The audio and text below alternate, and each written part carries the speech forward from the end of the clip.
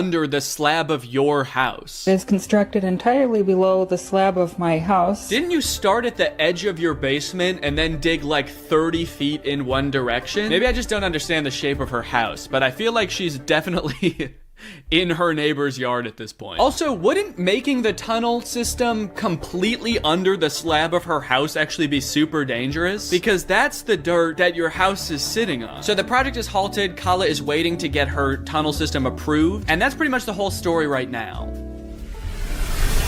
Or is it? While watching through all of her videos, I uncovered a bit of a strange subplot that not enough people are talking about. Bedroom remodeling. Previous occupants considered this room haunted and reported frequent creepy occurrences and ghostly encounters. I'm planning on reimagining the room and renovating the walls/carpet. The bulkhead needs to be fixed and the shoddy trim replaced. I love the curtains. Okay, hold up. You just listed a bunch of things wrong with this room, but one of them seems way more important than the others. Tell us about the haunted room. Why is it haunted? What is the ghost? You, Kala, would not make a very good realtor. Okay, this is the primary bedroom. This window has a great view. There's plenty of space in here. Little goblin there. All carpet, floors, of course. Sorry, goblin? I forgive you. No, I wasn't apologizing to you. Oh. Why is there a goblin? Okay, sure, there is a goblin. But the rest of the house is really nice, you know, when he's not stinking up the place. Yeah, sure, it's a great house, but I'm supposed to sleep in here. Is that little freak gonna watch me sleep every night? I didn't want a goblin. Oh my god, goblin this, goblin that. Dude, if you love the goblin so much, why don't you just fuck him already? I don't love the goblin. Be kind with your words, please. I just want a normal house. Nice windows, nice floors, no goblin. Well, if there's no goblin in the tunnel, why don't you just sleep down there? There's a tunnel? Yeah, under the whole house. It's huge. You're gonna love it. And don't worry, it's only directly under this house. Wait, if there's a giant hole directly under this house, wouldn't that mean... Uh-oh! I do not fear death because I have no reason to live. Oh, that's really sad. The wall hangings were left behind by the last occupant who was twice admitted to a psychiatric hospital for insanity? What? So am I the only one thinking this? This is why she's digging the tunnel, to get away from the ghost. I knew there must be a better reason, and this is it. She's got a ghost in her house. But unfortunately, Kala, I do have to inform you that ghosts can hunt the ground under your house, too. They own the ground rights all the way to the core of the earth, actually, unfortunately. And the air rights, too. So don't try building a castle over your house either. You won't be safe there. The first time I saw this video, I was stunned. I was like, how were you only talking about this sometimes? But don't worry, she does have another video about the room where she goes into more detail, because so many people asked about it. Yes, this room has a dark past, including haunting and madness. I rented it to several friends over the years, and they reported voices, hallucinations, and negative energy. Okay, did you tell them that you were actively tunneling underneath them? Because I feel like that could explain at least one of those things. They reported hearing voices, banging, jackhammer sounds, creepers hissing, zombies moaning. I am currently renovating the room slowly as a side project, hoping to freshen it up for a brighter future. Okay, so if two of your friends have been driven to insanity by the room... They reported voices, hallucinations... I don't think that renovating it is gonna help. I mean, by all means, go for it. I support the renovation. There's no reason the room needs to also look insanely haunted, just because there's a ghost there. Turn it into like a nice little zen oasis that just happens to torment the souls of those in it. Maybe those two things will cancel each other out and it'll just feel like a normal room. You know what would be a better use for all that castle rock, actually, that you've been finding in the tunnel? Just fill in that room. Fill the whole thing up with dirt. Just be like, we don't have that room anymore. Also, Kala, it sounds like you've had several friends rent this room from you. I rented it to several friends over the years. Why do you keep renting it to people if you know it ruins their lives? You, Kala, would not make a very good realtor. The only thing left behind is this drawing of a tree that she always kept with her. On the reverse side, there is a photo of a motivational writer who she had a deep parasocial relationship with. It just feels like you're kind of throwing her under the bus for that one. Doesn't seem like that has anything to do with the ghost. The room is the second most haunted place in the house. Second? Okay, this is wild. Right? Who would have thought that the amateur mining operation this woman had going on in her basement was actually not the most interesting thing about her? But I am so hooked. Please tell us about the other room. My house has two haunted areas.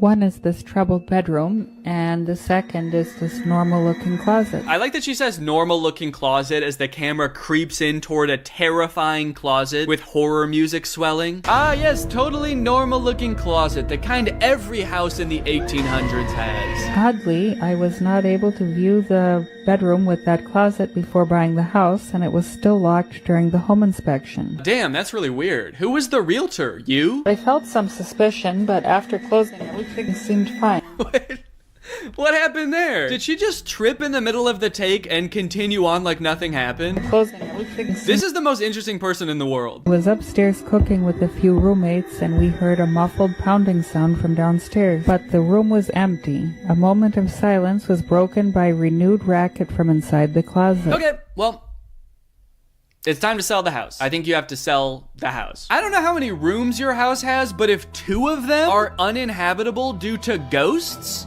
you have to move. If 2 of the rooms in your house turn you into a husk of a human being, fill them with rocks. On a serious note, Kala, if you are watching this, buy a carbon monoxide detector if you don't have one already. Carbon monoxide poisoning can do this type of thing to people and make them think that they are going insane, so maybe look into that. How crazy would it be if she bought a carbon monoxide detector and found a leak and she fixed it, and like the second the carbon monoxide was gone, she was like, why the fuck is there a tunnel in my house? All right, guys, well, I hope you enjoyed this video. If you did and you're new here, make sure you subscribe and turn on my notifications to join Greg. Greg is what I call my family here on YouTube. We're a family, we're an army, we're a collective. So go ahead and subscribe and turn on my notifications to join Greg. I'll see you guys next time with a very interesting video. Bye-bye. What's up, Greg? Lately, I've been seeing a lot of discourse around alpha male podcasts on YouTube. I've seen a lot of really good commentary videos talking about these insanely misogynistic podcasts where the hosts, under the ruse of giving dating advice for men, will basically just insult women for an hour straight. Guys, here at the Fit Wolf podcast, we know that the dating game is tough these days, you know? Men don't know what women want and are finding it harder and harder to find a good girl to settle down with. So tip number 1 to finding a good girl is invent a time machine. Invent a time machine and go back to the 1750s, because that's the only way you're gonna find a decent woman, because every woman nowadays is a thought. That's right. Every single Michelle out there that I used to date a month ago is a thought. They get mad at the dumbest things, like saying that women have no inherent value and their only purpose on this earth is to bear my children. And they forget to turn off location sharing even though they broke up with me a month ago. Michelle, I know you're over at my friend Brandon's house right now. I'm outside. But I think I might have found something that takes things one step further. I saw this video on Reddit the other day that's a trailer for something called The War Room. And instead of being a podcast for these like alpha male, misogynist, entrepreneur type guys, this is a club for those same types of guys.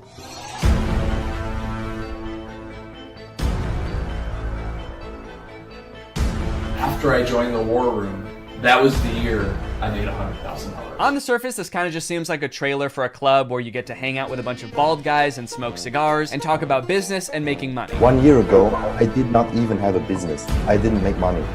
Now I make 5 figures every month. I didn't have a business. I didn't make money. I didn't even want to start a business before I was forced to join the War Room at gunpoint a year ago. But now, I have a business where I'm selling fitness products to all of my friends. And if I get them to sign up too, and their friends to sign up too, and their friends to sign up too, I could be making minimum wage. But if you watch a little bit longer and you look a little bit closer, there's more here than meets the eye. For example, quotes like these. Making money is easy. You just take it from somebody. Doesn't sound like making money. That just sounds like stealing. In the War Room, you learn how to be James Bond, where you can just pick up any weapon and use it. I'm sorry, I think I'm struggling to see the connection between business and knowing how to use any weapon. Is the War Room an actual militia? I was just assuming the war in War Room was just for branding because men like violence, but now I'm kind of scared. It keeps cutting back and forth to like shots of them shooting guns. I'm a little worried about making this video, honestly. Usually when I make commentary videos, the biggest thing I have to worry about is getting a copyright strike, but now I'm worried about getting a drone strike. A lot of times, like, the alpha male types will use metaphors like talking about how we're like wolves, or like how love is like a war. So I assume this is like a metaphor, like business is like war and dating is like war. But the War Room is like war is like war. Get your gun, dude. We attack at dawn. A lot of people had a bad time in college. I was not one of them.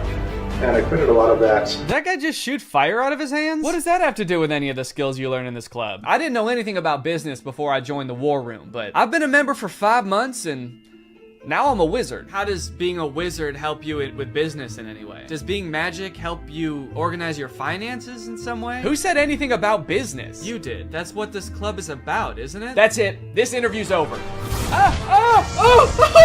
I'll stop. Pay me money. Give me money now. Definitely makes me want to join. You got dudes shooting guns, swimming, doing group exercises on a hilltop, watching other people gamble, smoking cigars. It kind of just seems like one super long bachelor party for men whose wives have already left them. And then at the end of the video, it gives you the URL to sign up. It says 54 countries, 1,000 members, and resist slavery. That's the last thing it says in the whole video. It says resist slavery, and then the video ends. And it's like, yeah, I will.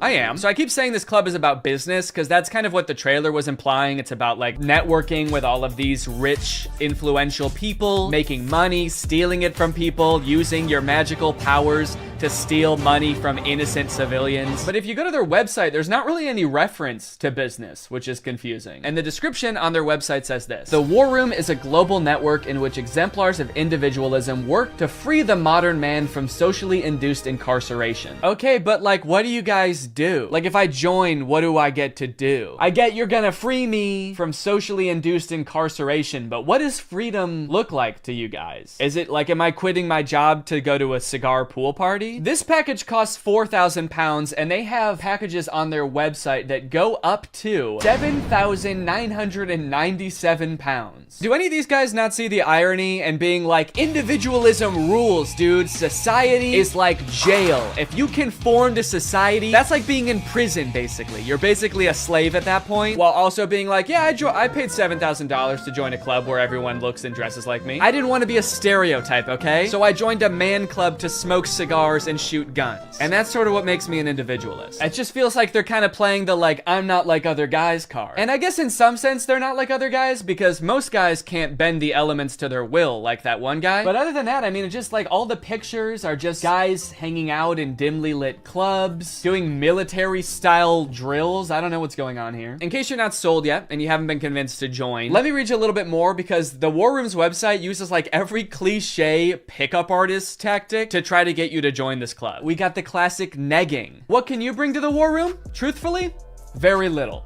Probably nothing at all. You are not ready for the War Room. You will not revolutionize what we built. If you had the capabilities we required, you would already be inside. What? They think I can't bring anything to the War Room? They think I'm some kind of sucker who doesn't have my life in order and can't manage my money. I'll show them. I'm gonna take out a 4th mortgage on my home and I'm gonna join this club. We'll see how stupid they think I am then. They also use like the get it while you still can technique that's in like every as seen on TV commercial. This chance won't last forever. We will not hold this open for everyone. Soon, membership will close. The War Room members and their sons will remain the closed wielders of global influence into eternity. Holy shit, dude. They're closing submission soon? I'll be right back, guys. I gotta go. I'm not doing this for me, okay? I'm doing this for my son. I guess my son gets to be in the club too if I join. I gotta go. Now, I don't have any way to look and see how long it said this on the website, but if I had to guess, I would guess that it's been on there as long as this website has existed. Why would they close submission? How does that make any sense? Do they want to stop making money? The founder of this club is like, whoa, I'm too rich, all right? That's one thing we teach in the War Room, is you can't have too much money. I mean, if this is like a militia, do they have enough soldiers? Is that why they're closing? Soon, 1,000 bald men wearing tightly fitting t-shirts will be storming the beaches. We can't wait around for you forever. So you might be wondering who the head of this club is, right? It must be someone like very rich and influential if he's expecting to get people to join just based on like the connections that you can get from the club, right? Well, this is where things get a lot more creepy. And also not monetizable. This is the part that is the reason this video probably doesn't have ads on it. My name is Andrew Tate. I'm a retired 4-time world champion kickboxer who is now a multimillionaire, and I'm the most competent person on the entire planet to teach you about male-female interactions. How did I become rich? Webcam. Definitely gonna need him to elaborate on that a little bit. That's so vague. Mr. Bezos, please. You're the richest person in the world. Do you have any advice to young up-and-coming entrepreneurs on how to start a business and how to get rich like you? Book. Huh? Book. Need I say more? Yes. Yes, please say more. We literally have no idea what you're talking about. So you're probably thinking, like, did this guy invent webcams or something? Is he, like, famous on Twitch or something? Is this Sapnap? I don't know. I've been running a webcam studio for nearly a decade. I've had over 75 girls work for me, and my business model is different than 99% of webcam studio owners. If you had to guess whether it's different because it's more creepy or less creepy than other webcam studios, what would you guess? Go ahead and vote down in the comments below, guys. Do you think this is gonna be creepy or no? Over 50% of my employees were actually my girlfriend at the time, and of all my girlfriends, none were in the adult entertainment industry before they met me. My job was to get women to fall in love with me. Literally, that was my job. My job was to meet a girl, go on a few dates, sleep with her, test if she's quality, get her to fall in love with me to where she'd do anything I say. Holy shit, this is insane. And then he gets them to join his webcam empire where he gets them to do, you know, he gets them to get nasty on camera. I'm not a lawyer, but does this not... Does this not feel illegal? At the very least, this seems like insanely creepy. This feels abusive. It feels like he's just confessing to crimes. That's why I want you to join the war room, all right? You're gonna learn about making money, picking up women. You're gonna form a militia to protect me from an international tribunal for my many crimes that break international law. For legal reasons, that was a joke, okay? I don't know if this is legal or not. So I guess what he meant when he just said the word webcam was that he's exploiting a ton of women online for his own personal gain. In hindsight, it seems so obvious. How did I not guess that? Let's watch another promotional video for the War Room. This is on Andrew Tate's YouTube channel, and it's called The Matrix Predicted the Great Reset Explained. Basically, it's a video where this guy compares his life to the Matrix. We are living inside of the Matrix, and I am Morpheus. I know you're sitting thinking, why did Tate not decide he was Neo? Because Tate has all the Aikido and the masterful, nearly superhuman abilities. Yeah, I used to be a kickboxer, so I'm basically in the Matrix. Actually, the reason I take the War Room guys to the gun range so much is so they can shoot at me and I can dodge the bullets like Neo. It's like, okay, dude, if anyone here has superpowers in the War Room, we know who it is. And it is not you. And when I say we're living inside the Matrix, I'm not stating that with irony or as a joke. We are genuinely, actually living inside of the Matrix. The Matrix is real. Yeah, something tells me that even though he keeps saying literally and this is not a metaphor, that it is a metaphor. Something tells me he's not literally saying that we're living in a computer simulation that's controlled by like aliens or whatever the Matrix is about. I actually haven't seen the Matrix. I think that's what it's about. Something tells me that's not the point that this guy is making, even though he keeps saying literally. In the description of this video, it says stage 1 fighting against the Matrix is to become rich. Learn how here. I'm sorry, that's the first step? You know it's gonna be an unhelpful article when step 1 is become rich. Like step 1 is something that takes years and some people will never do it. Also, again, I haven't seen The Matrix, but I'm fairly certain that was not the first step in breaking out. I don't think Morpheus was like, listen, machines are trapping humans and using them as batteries in their simulation, and the only way we can break out is by setting up a dropshipping business and investing in Ethereum. Ethereum's actually great because you can verify smart contracts. It's actually the best crypto out there. Imagine if this dude is right and we really are living in the Matrix. Like, what does being free look like? Oh my god. I did it. I'm free. I made it out. Alright. Hey guys, we got another one. Alright, welcome to the club, buddy. Hell yeah, congratulations, man. Yep, you finally made it out of the simulation. Wow, thank you guys so much. Where's everybody else at? What do you mean everybody else? Yeah, the only other person here is my girlfriend who I'm scamming. Or I mean dating. Yeah, but I mean like in the whole world. Like there's gotta be more than just you guys in the real world, right? What the fuck? You don't like us? No, it's not like that. I mean, sorry. I was picturing there being more than just like 3 normal guys in a room when I exited the Matrix. Normal? What the hell, man? Yeah, we're not normal. We shoot guns and make money out here. Yeah, we're big into making cash out here, man. Did they do that in the Matrix? They actually do, yeah. Not the way we do it. Okay, how do you do it? Hey, you're stealing my shit! Okay, I'm just saying, all things considered, you guys don't really seem that different. Honestly, if anything, this seems more like a simulation than the world I was just in. How so? Look at you guys. You're all holding guns. All you do is talk about business. You guys are like NPCs from GTA. You all look like slight variations of the same sim. Are you guys sure this isn't a video game? All right, man, as if I'm gonna take advice from a beta-ass bitch like you anyway. I'm just saying. Okay, that was actually sick. You guys should have led with that. How was that not the first thing you guys wanted to show me? You know what, man? Get out of here. You don't belong here anyway. Yeah. What? Go. Get out of here. We don't want you. Yeah. Okay, all right, I'll go. Honestly, I'm actually not really sure how to get back, but if one of you show me, I will go. Get the fuck out of here, man.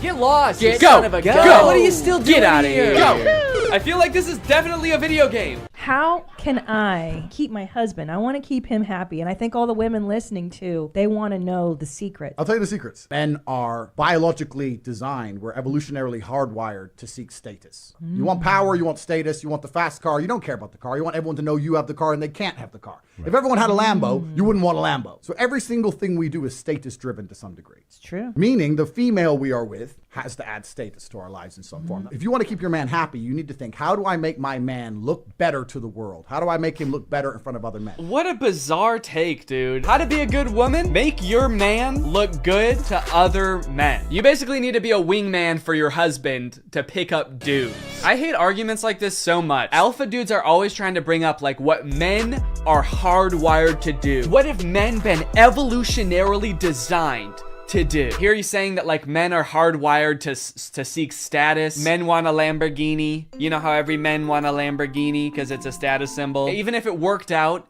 that like evolutionarily that's something that is in men's nature, that doesn't make it good. You know what else is in our nature? Thinking sugar tastes really good. If you didn't tell someone that sugar was bad for you, they would think like, oh my god, this is the best thing in the world because it tastes really good. If you put 10 pounds of candy in front of a caveman, he would eat all of it and then he would throw up.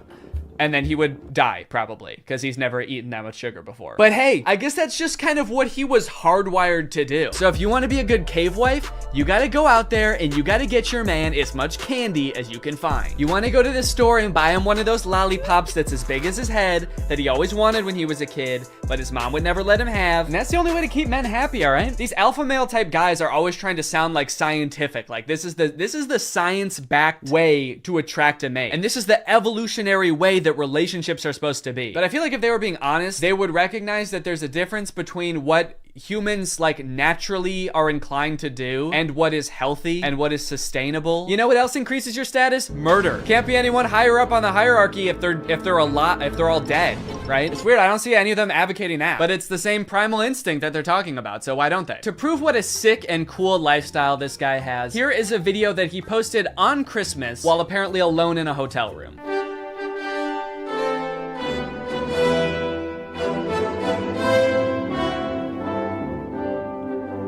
Merry Christmas. I think a lot of people have the wrong idea about me. They look at me and they go, you hear about that Tate guy, you know, he's the 4-time kickboxing world champion, he's tall, he's strong, he's smart. He's fucking gorgeous. That's the wrong idea? People have the wrong idea about me. He's smart, he's rich, he's tall, he's funny. When in actuality, I am short, rude, and poor. Anyway, yeah, that's the war room. I feel like this video took a lot of twists and turns, but as I kept clicking on different links on this dude's website, I just kept getting more and more shocked at what I was finding. So hopefully this was an entertaining video. I was considering purchasing like a war room membership as part of a follow-up video, but I honestly do not feel good about putting any money in this guy's pockets. I'm honestly a little bit worried that if I paid this guy 7,000 pounds, it would go towards like more guns or like a prison cell for his employees. But anyway, I hope you guys enjoyed this video, and now it's time to talk about our sponsor. Guys, you know what you're probably not gonna get if you spend $5,000 to hang out with the guys from the war room? Delicious home-cooked meals, which is why I thoroughly believe that today's sponsor, HelloFresh, is a much better investment than the war room. HelloFresh has been a longtime sponsor of the channel, and I love their service. Every week, they send you 3 delicious meals that you get to cook at home with all of the ingredients pre-portioned, so you can skip all of the prepping and planning and going to the grocery store that, if you're like me, stresses you out about dinner time. HelloFresh is equipped to be able to serve a bunch of different lifestyles. With fit and wholesome recipes and low calories or carbs, you can indulge in delicious meals without having to worry about breaking your diet. My favorite things about HelloFresh are that 1, I only know how to cook a handful of things, and HelloFresh has a huge variety of recipes. Like every week you get to choose from something different. And 2, they're a super sustainable option. The packaging that they send you your food in is already recycled content, and HelloFresh cuts down on your food waste by 25% over grocery shopping. Cooking with HelloFresh is fun and honestly super easy. Anybody can follow the instructions and it'll kind of make you feel like a chef. So if you want to check out HelloFresh, then go to HelloFresh.com trulygreg.com and use my code trulygreg16 to get 16 free meals and 3 surprise gifts. I don't know what the surprise gifts are, but if it's anything like their food, I'd say it's worth it. Thank you to HelloFresh for sponsoring this video, and thank you to you guys for supporting my channel by checking out HelloFresh. All right, thanks for watching. Bye. I recreated every single step from Squid Game. Curtis? Hello. Hey. You're probably wondering why I've called you here, aren't you? You said you wanted to make a video. Well, yeah, but that's only half the reason that I called you here. That's right. The other half is that, honestly, Curtis, I'm worried about you. I don't know if you've seen lately, but it's getting pretty dangerous out there. The world is a dangerous place. Yeah. Oh, yeah. Yeah, a plane just flew into that building. Oh my God. Right on cue. Did you do that? Exhibit A? No. Look, crime rates going up through the roof. Murder. Death? Did you know every person dies now? Point is, Curtis, there's people out there who are trying to hurt you. They're trying to kill you, Curtis. Me? Yes, you specifically. What'd I do? You're just, I don't know, how do I say this? Has anyone ever told you that you're an easy target before? Huh? See, yep, that's exactly what I'm talking about, Curtis. The headphones, the texting, the hands in your pockets. If I started attacking you right now, you wouldn't even be able to defend yourself, man. Your hands are all busy. Not to mention, you're not even wearing shoes. Good luck running away. I was being polite. There's nothing polite about getting murdered, Curtis. Attack me, see what happens. Attack! What the fuck? Exactly, like I said. How? It's not all bad, all right? I have found a YouTube account that specializes in self-defense advice just for people like you. For easy targets. Okay, so you're gonna teach me how to not be such an easy target. Not only that, Curtis, I'm gonna teach you how to defend yourself from everyday life situations that we all encounter. Like another plane crash that you just like another getting mugged, getting stabbed. You're getting out of your car and some guy runs up behind you and just starts punching you in the back of the head. Yeah. This happens to you all the time. Yes, yeah, just all those happened this morning. But today, we're gonna fight back. That hurt? Come on, you could not have just hurt yourself like that. Why'd you do that to me? You did that. How could you? We were friends, man. This is worse than I thought. I'm a lost cause. Let's get into the video. So this is the self-defense guy we're gonna be watching. His name is Self-Defense Goat. Damn. Okay. No one's ever hurt him. This has a lot of enemies, I guess, though. Seems like yeah, people that's are always true. Trying. I think he's just an idiot, putting himself in really dangerous situations all the time. Well, let's see what happens if this guy pulls a yellow gun on you. Give me your money. Yo, man, yo, take it. Yo, man, yo. Yo, man, yo. Someone pulls a gun on you, yo. Take it. Here.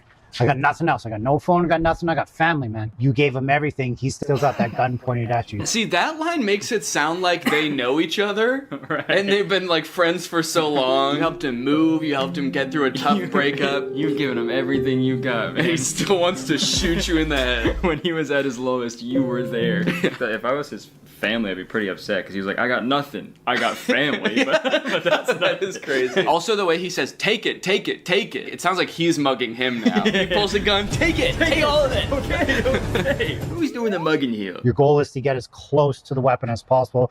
Ideally, he's even pointing at your head trying to scare you. Sorry. Ideally, he's pointing a gun at your head. Maybe it's easier to grab it when it's, as far away from your hands as possible. Like up here. Yeah. Maybe you like bite it. Yeah, maybe that's what he's about to do.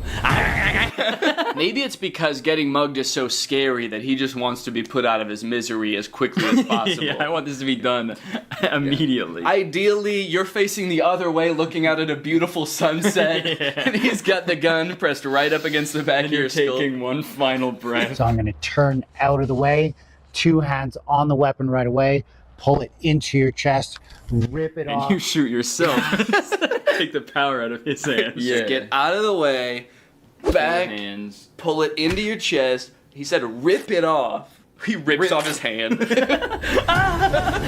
His tutorial is like, how to stop a mugger is just talk to an imaginary cameraman and be like, no, this is what would happen if you're mugging someone. Yeah. I feel like that would kind of mess with their heads. Yeah, wait, pretend to be mugging me right now. Okay. Give me your fucking money right now. I gave him everything. smash, smash, tap, rack, and go if need be. Yeah, so I mean that's pretty much just the classic smash, smash, tack rap. Smash, smash, tack rap, go if need be. I guess that's his like YouTube ad-friendly way of saying then shoot him in the head. Yeah. And if need be, go. Yeah. What are you in jail for? I goed. I went. Yeah. This one is going to be really important for you because this is how not to be an easy target, okay? Ah, okay. You got your no shoes on, you had your headphones on, hands in pockets. You're about to see just how dangerous that is. Okay, wow. Dude, he stabbed him in the ass. What was that sound? I don't know. I think it was the guy screaming.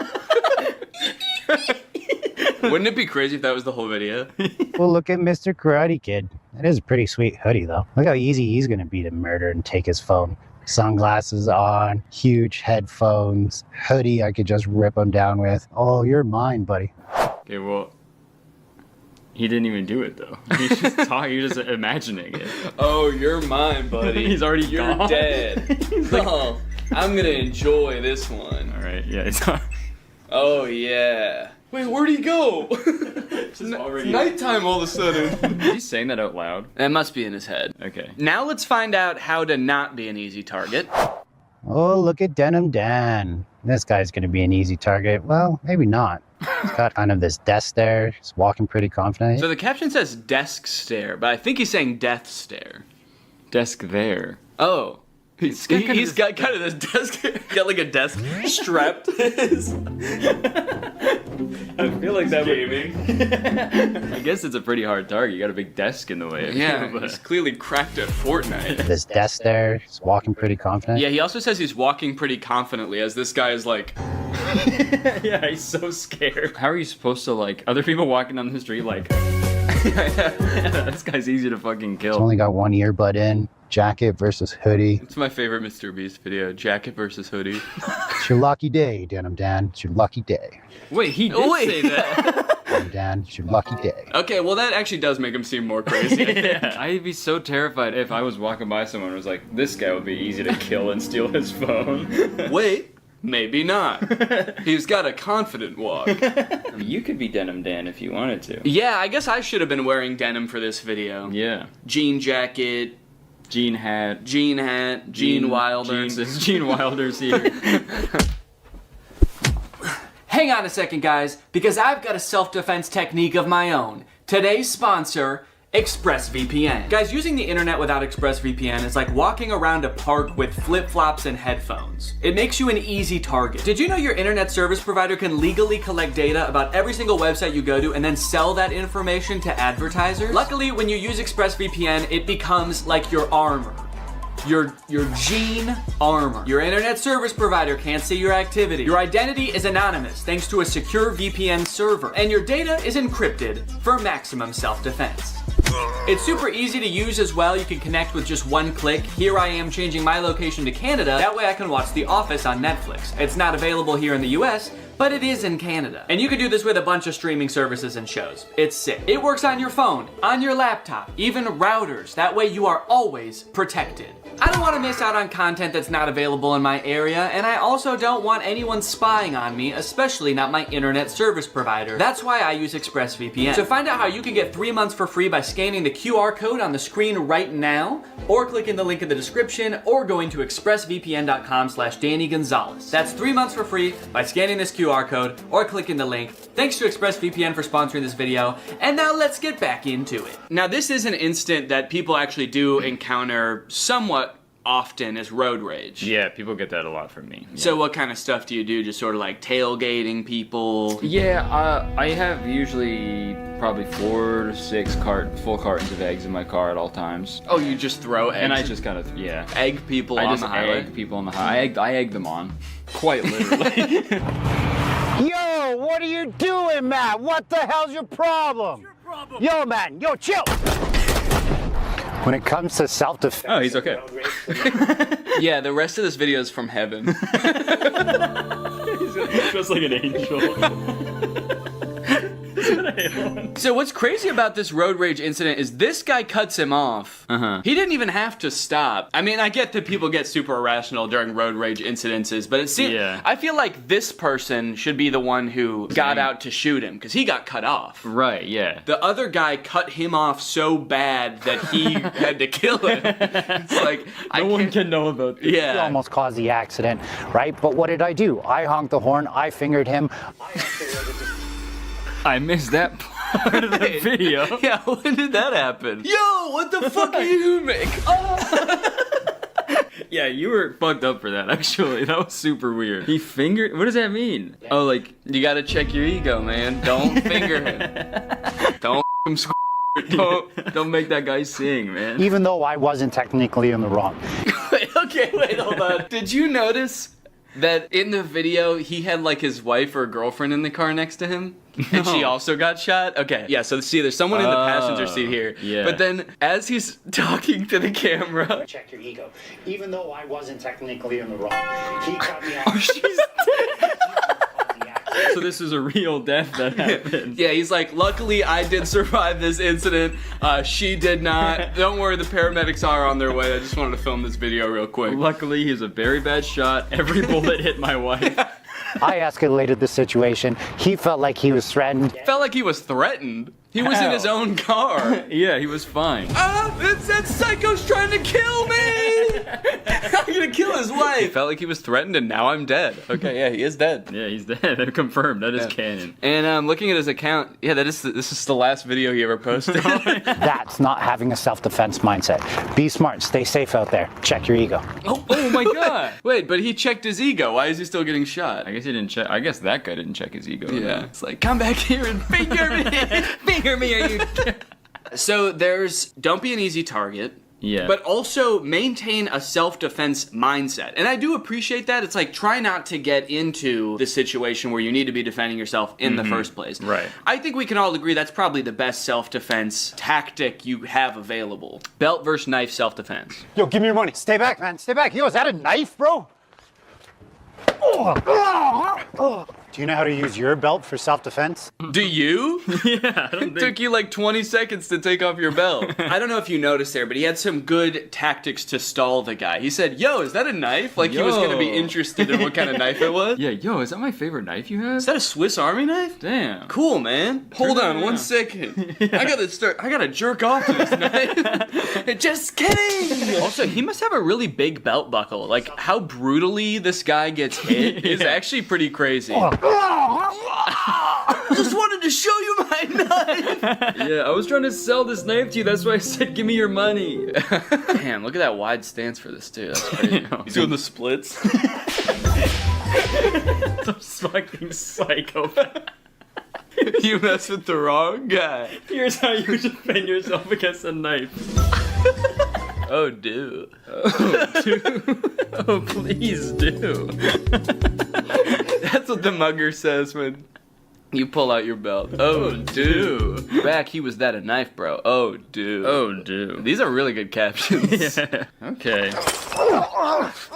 I like that they like to start the videos with someone just being brutally murdered. Yeah, it's a good way for audience retention, right? I feel like now on we should just start our videos with killing someone, like right in the first frame. We just have some poor bastard. Maybe his car broke down on the side. He's covered in eggs. You know, I took him home, and I took him home. And I start my video. I'm like, hey guys. The guy in the headlock is like, I gave him everything. Folks! Yeah. You know what to do when somebody pins you against the fence and stabs the shit out of you? I firmly believe there's nothing you can do. No. I mean, there's definitely things to do to avoid getting here in the first place, but when you're here, there's nothing you can do. Yeah. Ow. You're dead, man. Fence and stabs the shit out of you? He says it in a way that has like that relatable moment when someone pins you against the fence and stabs the shit out of you. Yeah. We've been there, man. I'm trying to establish control of the weapon. If I can get my forearm here, great, but he counters that by pushing me away. If he pushes me away, this is my new threat. It'd be crazy if in this hypothetical situation that's like now very controlled, he still gets stabbed to death. He's like, and I'm trying to get his knife, but he just keeps getting me. I put my forearm, he counters. God, this guy's good. This guy is the self-offense goat. I'm moving that out of the way. Now his butt's to me, and I finger him. In the States, shoot him. If you're in Canada, run. He's got a knife. Sorry, buddy. Damn, you're not allowed to shoot him. 3 signs you're getting punched. That one sounds funny. 3 signs you're getting punched. Number 1. Ow! You look like Tom Hardy if I ordered you on Wish. Oh, yeah? Oh. You look like Tom Hardy if I ordered you on Wish. Not Tom Hardy. Right, yeah. So thank you. You look like the face Tom Hardy would make if I ordered you on Wish. Tom Hardy would be like, okay. Do you know the 3 most common signs before someone punches you in the face? Sign number 1, you just told someone they look like if Tom Hardy if they ordered you on Wish. First sign, forward aggression. Second thing they look for is those clenching of the fist. What do you think the third one's gonna be at this point? He's just like cocking his arm back? Yeah, winding it up, I guess. If someone says why I oughta, you're done for. Tension, and they're getting prepared for something that maybe you're not prepared for. They could be getting prepared for something. If they're moving towards you with fists clenched. Well, what could it be? Visual diversion? That's gonna be the third one? What? The third one, they're going to be looking off in another direction, trying to distract you with their eyes so that you look away for that split second so that they get the job done. I may be moving forward towards you, fists clenched. Yeah. But I'm actually gonna punch that guy. Hey, Curtis, let's both go punch that guy. Okay. Oh. Bouquet of flowers. Oh, it's okay. No. Yeah, really? Here's 3 signs David Copperfield's about to beat the shit out of you. Look at here. What to do if you're pushed? What, you want to go? Jesus. Do you know how to deal with a push? Well, definitely not having as little balance as possible. What, you want to go? Didn't stand a chance. And his feet too. Oh no. I've seen, bar fights, people get into fights, but it's always like, fist punching or they're, kind of wrestling around on the ground, just grabbing each other, pulling each other's hair. Right. I've never seen this like push and like whoa! Goes crashing through 3 walls. Yeah, got guy-shaped holes in each wall. Yeah. Do you know how to deal with this? No, I'm not Wile E. Coyote. Do you know how to deal with a push? I'm opening up that door as much as I can. Okay, so I go... But then I can go like that. Yeah. Don't knock each other out. Do you know how to knock yourself and your opponent out at the same time? So the key here is as it comes up is just open up enough. Hopefully my boxing turns on now. And God, he looks so scared there. Don't hurt me. Please. Not again.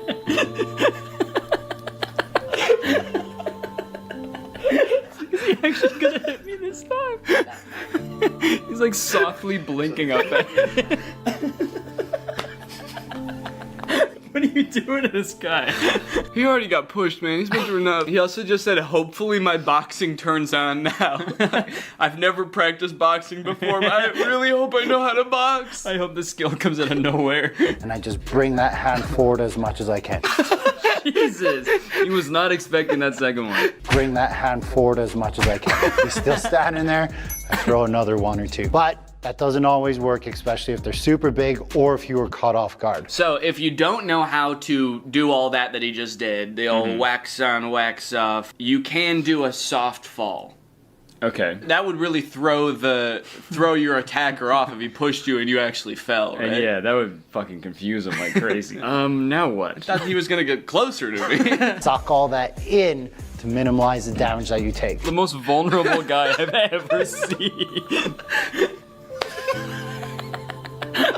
Quit your job, man. You don't have to be there. When that push comes down and he goes to break fall this time, now he's not there. That's the way you're supposed to fall. Straight into a coffin. Like a fucking vampire. He's suddenly in a suit and palmed. Time. Now he's not there. Now he's not there. Yeah, he is. Where'd he go? I can only look up here. He's like, nobody make up that. Yeah. Nobody tell him. Also, that night before you go to the bar, look up what color the carpet is at the bar and dress like the carpet. So you fall to the ground, then you sort of scuttle. Like a little crab. Okay, Curtis, so if all else fails and you need to defend yourself, all of the making yourself a hard target didn't work, he pushed you and you didn't fly far enough away, you're gonna need to fight, okay? Okay. The good news is, all you need is one punch, okay? You can end any fight with one punch, and I'm gonna show you how. Okay. Yeah. I'm excited. Jerking Alexis. Yo, what are you talking about? You man? cut me Yo, off in the chill, parking lot. Chill. Do you know what? Stay right there. Go? Don't enter my Wanna space, go? man. Do you know how to end a fight in one punch? I can see why he hired this guy. He's so good at, like, leaving the frame as quickly as possible. Yeah, he's a pro at that. My space, man. Do you know how to end a fight? He's just gone. Once I felt like my foot was planted enough that I could push off of it, I had to make sure I wasn't showing the punch or creating a tell. This is creating a tell. Loading, shrugging, trying to punch and come out. So the first thing you want to be good at, Loading, shrugging, trying to punch to come out. making sure your arm is I just feel like there's a more tactical way he could be standing in all these videos instead of just like the most malleable, just, what are you gonna do to me now? I feel like he should be trying to evade it or something. He's just, it's so sad how willing he is. I deserve it. Yeah. And he's like, and don't worry about this guy, by the way, guys, he deserves all He this. deserves all of this. He's a hellish fiend of a man. You should see him off camera. Remember, in self-defense, he's approaching me, I'm hitting him, and I'm trying to get away. He said you're punching him and trying to get away. Yeah, you gotta pick one, I think. Yeah. He's on the ground, you're punching him, and you're like, let me get out of here! This sicko's attacking me! Unhand me! They're a bigger opponent than you, then you don't just hit them with your arm, you have to hit them with your body. If they're further away from you, you can open up the hand and do like fingers into the eyes. You might break your fingers, but at least you're not going to get involved in a fight anymore. If you train martial arts, use your fist. If you don't train martial arts, use your palm. I thought this was gonna be like a one punch. Like he's gonna teach us how to do one specific punch, but he's Right. like, I don't know, you might want to stick your finger. Let me think.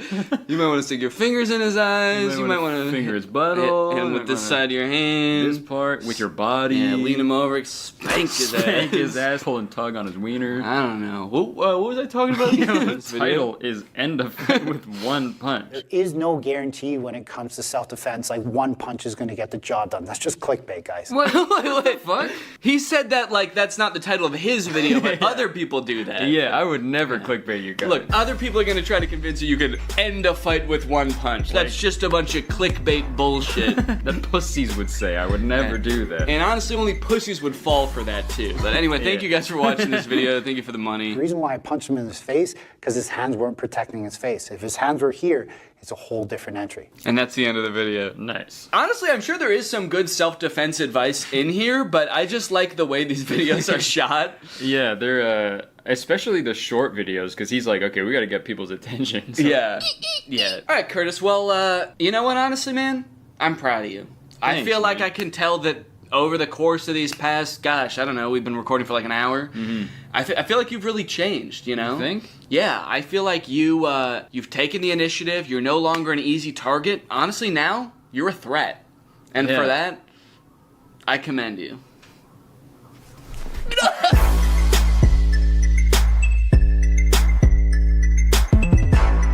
What's up, Greg? Did you know that anybody can make an iPhone game? If you wanted to, you could just like come up with the most insane idea for a game that doesn't make any sense, it's not fun, nobody would ever want to play it. And you could program it, or you could hire somebody else to make it for you, and then you can submit it to the App Store. And it seems like as long as it works, in the most like liberal usage of that word, like as long as it doesn't make your phone explode, then Apple will approve it, and then it'll be on the App Store and anybody can download it. Anyway, I thought it would be kind of fun to search the App Store and try to find the worst games I could possibly find and then play them and like do like a review, a playthrough. of sorts. If you make any like normal search on the App Store for a game, like I searched Angry Birds in iPhone and iPad apps, and then you scroll down past all of the games that you would expect to see, eventually you'll just stumble upon the least fun sounding games you've ever seen. Angry Cock, anyone? Can I interest anyone in some Angry Cock? Bad Granny, Angry Grandma? Okay, Pig Evolution is a strategy game. Bad Granny is a scary neighborhood evil game type game. Yo, not only is the grandma evil, but the game is evil too? I'm not gonna download that. This grandma's gonna ruin your life in the game, and then the game is gonna ruin your life in real life. A few days ago, Bob come to a new place to live, and he saw neighbor's granny. He wants to say hello to neighbor granny and come to his house. Okay, who the fuck is Bob? That it started this description like we already know who Bob is. His neighbor's granny seems suspicious. She was hiding in his garage. She shouted, "Hello, granny."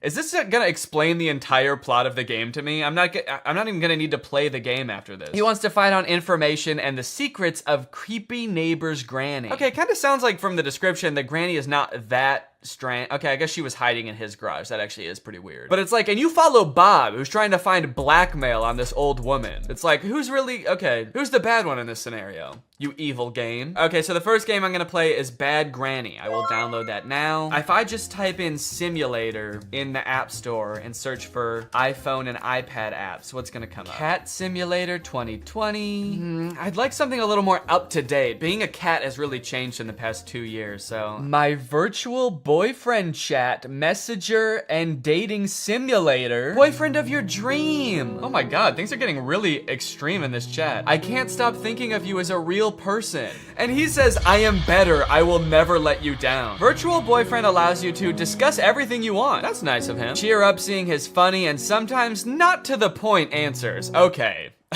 So you can discuss anything you want. He's just not gonna always respond to what you say. You can talk about whatever you want, and he's also gonna talk about whatever he wants. And we are downloading my virtual boyfriend chat. Okay, I'm just gonna type in some crazy shit. Let's see if we can just make up a game and see if it exists. I'm typing Ghost Simulator, Penguin Simulator. That actually sounds kind of sick. Yo, Ghost Simulator game! You got missions, upgrades, shopping. Okay, you can crawl around town as the Lick Mage. Lick Mage nuts. Okay, it doesn't exactly look how I pictured it. I kind of thought that like you'd be going around and like haunting people, but instead you're just like wandering and floating around this barren wasteland, fighting things. Okay, I mean, shit, I'll give it a shot. Ghost Simulator game, there we go. And you know what? Let me snag Mommy Life Simulator too. This one looks kind of fun. Let's play like a super mom. Whoa, it's Gender Norms the game. Look at all the blouses you can choose from and modest shorts. Okay, master your driving skills. Seems a little sexist. Bring on goods for the family. Seems a little sexist. And activities to make your day great. You can go play tennis in your jeans, play with your dog in your jeans, run on the treadmill in your jeans. Someone please give this mother some athletic wear. Give her some shorts, give her a tank top. This mom is jogging in a flannel. I'm gonna download it, if not solely for the fact that I wanna try to free this mom. Let's see if we can escape. Talking horse. So it looks like a game where you like take care of a horse and he smiles at you with the most horrific and unsettling smile I've ever seen. Okay, so you can do things like play video games with the horse, it looks like. You can work out with the horse. You're telling me this horse bench presses? You're telling me the horse works on his chest? He doesn't have one. I am gonna download it though. All right, I've got a wild batch of games. I've got them all downloading on my phone. Let's get gaming. That scare you? All right, let's find out what makes this granny so bad, shall we? Let's find out this old hag's secret. The first thing that happened when I opened the app is it asked me if Bad Granny could track me across other apps and websites. Now, why the hell would Bad Granny need to do that? Allow Bad Granny to track you wherever you go, both on your phone and in real life. This game is evil, isn't it? Yeah, I'm pretty sure it is. Also, does anyone else find it weird that that button always says ask app not to track? Like, is there a possibility the app is gonna say no and just do it anyway? How about we start telling these apps not to track? Who's with me? I said who's with me? Yeah, okay, thank you. Before starting this game, I had no concept of what this game was gonna be like, at all. I have no concept of what this game is gonna be like, at all. But in a nutshell, what you do in this game is steal from a lonely old woman. Find the cash. Oh my god, am I stealing from the grandma? Am I the bad one? You enter her house at the beginning of the game, and then for 20 astonishingly short levels. Level cleared! The game directs you to systematically steal every valuable item in this poor woman's house. Each level you steal one item, all while being hunted by Granny. The main door is closed. Find the key. Oh, fuck! Whoa! Whoa, whoa, whoa, whoa, whoa! What the hell? Yep, that's Granny. And that's the first time I ever saw her. And while you're doing the game's bidding, picking up every loose item in her house, she roams the halls with a baseball bat, and if she finds you before you beat the level, she clobbers you to death. Ah!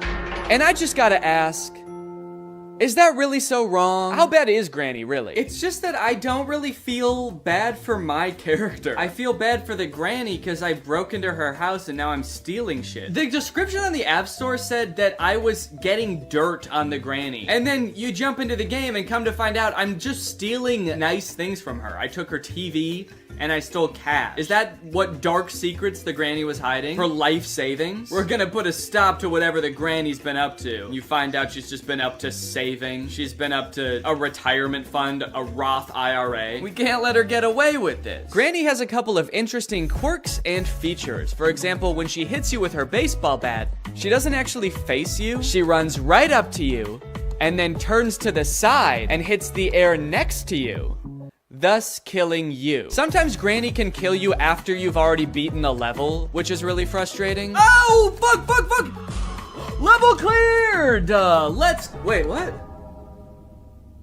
A level cleared and I died? Like, you'll be on the level cleared page already, you'll be celebrating, and then the game will notify you that unfortunately Granny has decided to kill you anyway. Sometimes Granny gets stuck.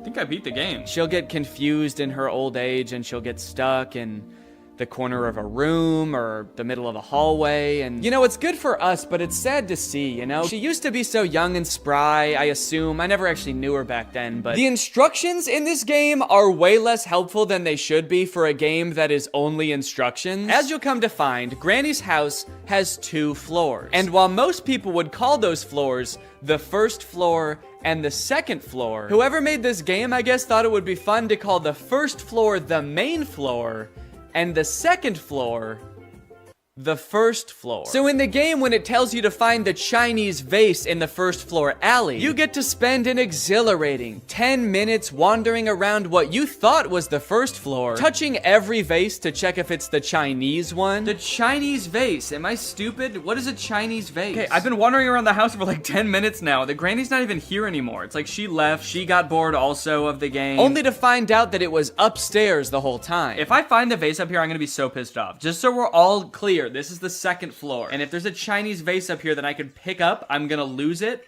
And I'm gonna, God damn it is right. Oh, and I'm dead.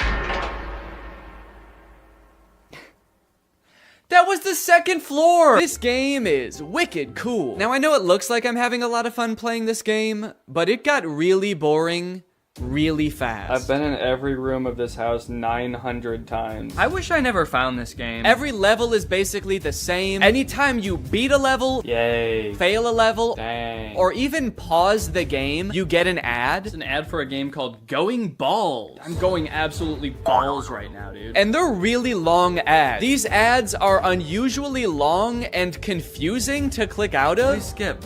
Please skip. No, I don't want Cash App. Skip it. No. I literally think I spent more time watching ads than I did playing the game. That's not fair. But because the levels were so short and there were only 20 of them, I knew that if I buckled down and grinded, I could beat this whole entire game in one sitting. So I suffered through ad after ad after ad, and finally made it to the last level. Now pick everything and run out of the house. So with all of her worldly possessions in my 2 pants pockets, I made my escape. Okay, here we go, let's go! There's 2 yellow spots. I get to pick which one I want to finish on? I'm going over here. Level clear! Yeah! This game made my life worse. Also, I realized after I finished the game that on the App Store, there's supposed screenshots of gameplay for this game, but none of those are in the actual game. Picking up barrels and sitting down for lunch with Granny? Where was that? I would have killed to do that.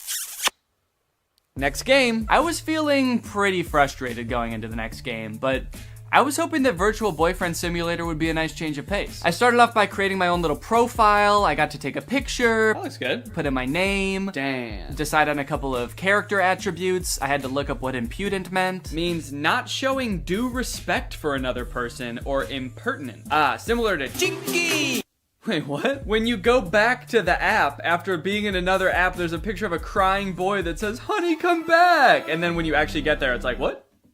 Oh no, we just wanted to know if you were impudent or not. Yeah, fuck it, I'm impudent. When you start playing Virtual Boyfriend Simulator, you can only talk to one guy. His name is Kevin, the perfect boyfriend for you. Kevin, and he's 18. Is 18. Okay, I'm 28. The 10-year age gap made me a little bit uncomfortable. But unfortunately, if you want to talk to literally anybody else besides Kevin, you have to pay for premium. From the moment you get into this app, they start bombarding you with messages to try to get you to buy premium. Unlock all virtual guys. There's pop-ups that say, look at all the boys you can talk to if you upgrade to premium. You can send unlimited messages with premium. I thought at the very least Kevin would be on my side because he's the only guy you don't need premium to talk to. But when I went back to message him, he was also trying to get me to upgrade. His very first message to me was, hey, I'm tired of these ads. Can you stop being a cheap fuck and upgrade to premium, please? It's like, Kevin, you gotta know that the second I upgrade to premium, I'm never talking to your sorry ass again. If there's premium guys to be talked to, I'm going to be talking to them. Anyway, I tried to resist the upgrade and just talk to Kevin for a little bit. Hey, Kevin. I'm gonna make up some backstory, I guess. I got your number from, and then I'm just gonna come up with a random name of a person that could be a friend, a realistic name like Baseball Louie. Nice to meet you. Okay, he's typing. Oh, wait, what? He thinks my name is Kevin? What? He said, hey Kevin, I love baseball. Who's your favorite team? Mine is the Yankees. It was off to a little bit of a rocky start. I didn't have too much hope for the AI, but it was kind of disappointing that the bot didn't even know which one of us was Kevin. But eventually we actually did get a little bit of a conversation going. Do you have any pets? I have a dog named Buddy. Okay, Kevin. I do have one pet.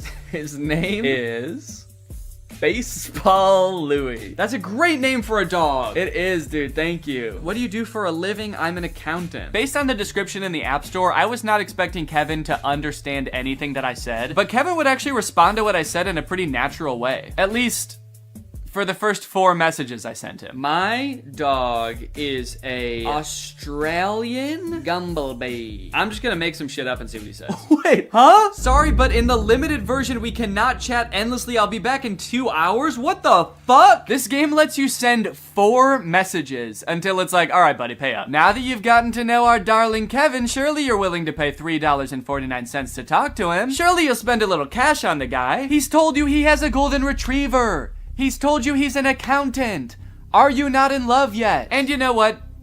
I did pay $3.49. Okay, I guess I'm gonna continue chatting. I guess I'm gonna pay fucking $3 to talk to this guy. Okay, these premium guys keep messaging me. Hey, I know your little secret. Okay, I'm gonna keep talking to Kevin. From here, things got a little bit suspicious. My dog is an Australian Gumblebee. What do you say to that? Whoa! I'm actually really surprised how good the AI is. I've never heard of a Gumblebee. Wait, he spelled it wrong. Huh? Am I talking to a real person? How the fuck would an AI spell something wrong? He said I've never heard of a Gumblebee. Gumby. What's it like to have one of those? How could a computer spell something wrong that I made up? Just copy and paste it. While trying to get to know Kevin a little better, I decided to ask him some personal questions. Have you ever kissed anybody? Sexual style? And his responses just made me more concerned. Wait, what? Sometimes I am a nasty boy, but rarely enough. If you are lucky, I will say some vulgarity. If you're lucky, I will say some vulgarity. I love that. If I'm lucky, he's gonna say shit, balls, fuck. I guess I just didn't really feel like I was connecting with Kevin, and also I was a little concerned that I was actually talking to a real human being in like a call center somewhere. So I decided to chat up some of the premium guys instead. Big mistake. Andy's already messaged me frickin' 3 times. Hi there, it's raining again, nothing new. What's the weather like where you are? Maybe I should move closer to you. Hey, I know your little secret. I never thought you liked to eat at night. Honestly, I can't help myself not to eat a couple of soft, hot buns before I sleep too. Why don't we eat together? I have a gift for you. And it's a chicken. One actually kind of cool thing about this game is that it allows you to create your own custom dream boyfriend. You can give them a name, you can like change their personality attributes and upload your own picture to it, which I could actually see being really cool if you have like a celebrity crush that you've always wanted to have a conversation with, where they keep forgetting who you are and also keep trying to get you to upgrade to premium. Now I had him. The AI bot of my dreams. Baseball Louie. This time I did not beat around the bush. I had to tell him how I felt right away. Let's get this conversation going. Hey, I love you. Now, I only recorded myself talking to Baseball Louie for like a half an hour, but I decided it would be good for the video to keep talking to him over the next few days. Just for the video. I thought it would be good for the video and just that. And we had some pretty interesting interactions. We made plans to go to a baseball game together. He didn't show up. I told him I was spending $200 on tickets. He said he was looking forward to seeing me. I told him I was going to buy him a hot dog and feed it to him like a mother bird. He seemed stoked. I guess just not enough for him to actually show up. I got to talking to my friend Jarvis while we were at VidCon, and he said that all of these like AI chatbots are trained in pretty much the same way, where they're just given a ton of public information from like Wikipedia and stuff. It helps them learn to speak naturally, but it also gives them like a ton of knowledge. So I tried asking Baseball Louie some like random trivia questions, and it's kind of funny. I like kind of forget that he's supposed to be pretending to be like a dreamy boy for a second and just answer like a robot. Hey, what's the capital of Maine, by the way? The capital of Maine is Lake Champlain. It is the largest city in the state. Baseball Louie and I had a lot of fun, but now it's time for the scariest game of them all. Not because it's about ghosts, but because it was a total waste of time.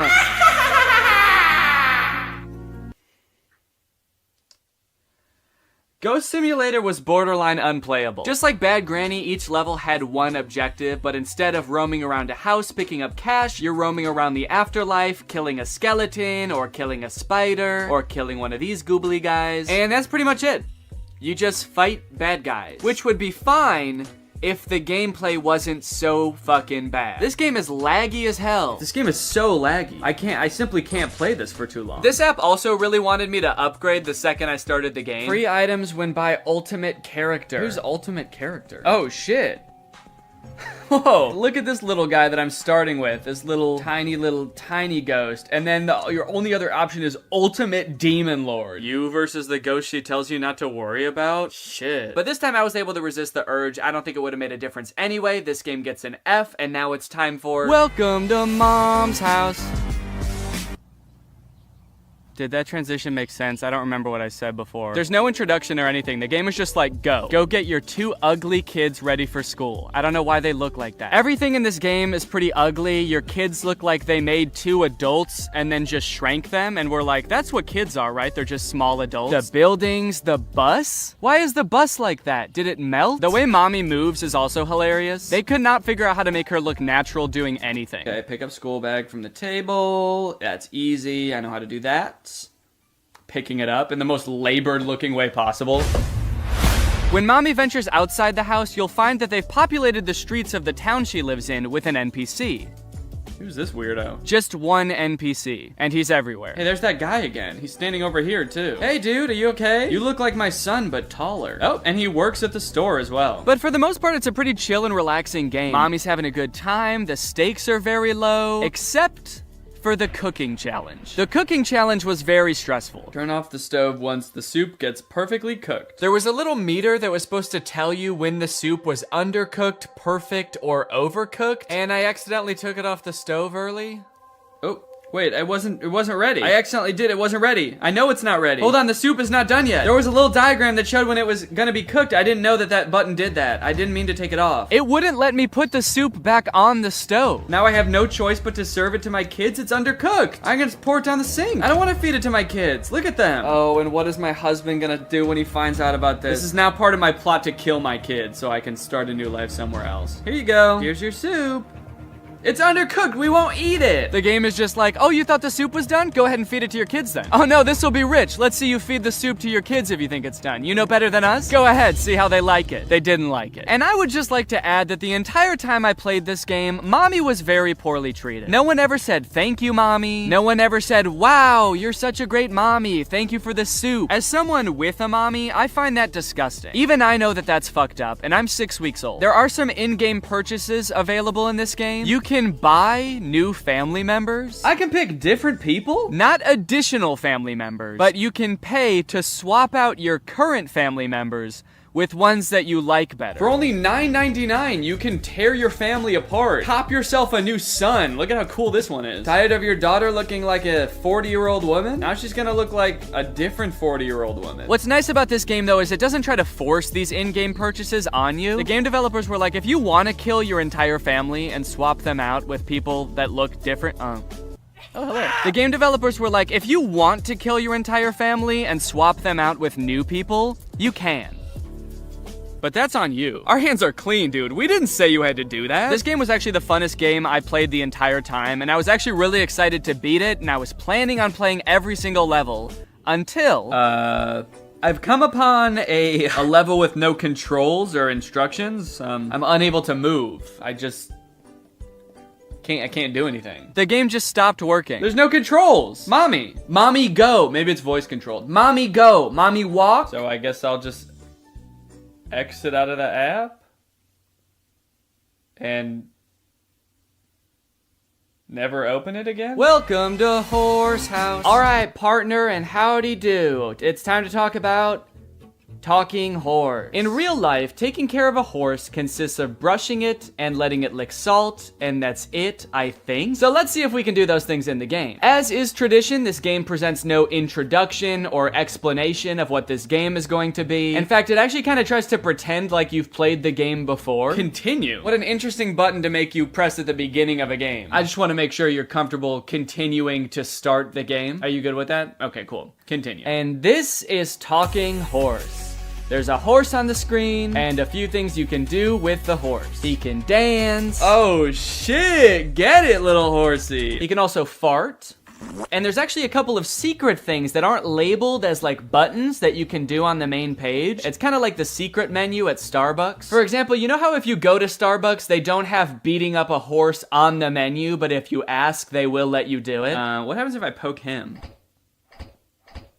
Oh shit, did I beat up my horse? Right at the beginning, the game also prompts you to allow access to your microphone, and once you do that, you get to find out why the game is called Talking Horse. What is he doing? He's like looking at something? Am I supposed to click on that? You think I'm supposed to click on that little chick? Also, what is he doing? He's like looking at something? Am I supposed to click on that? You think I'm supposed to click on that little chick?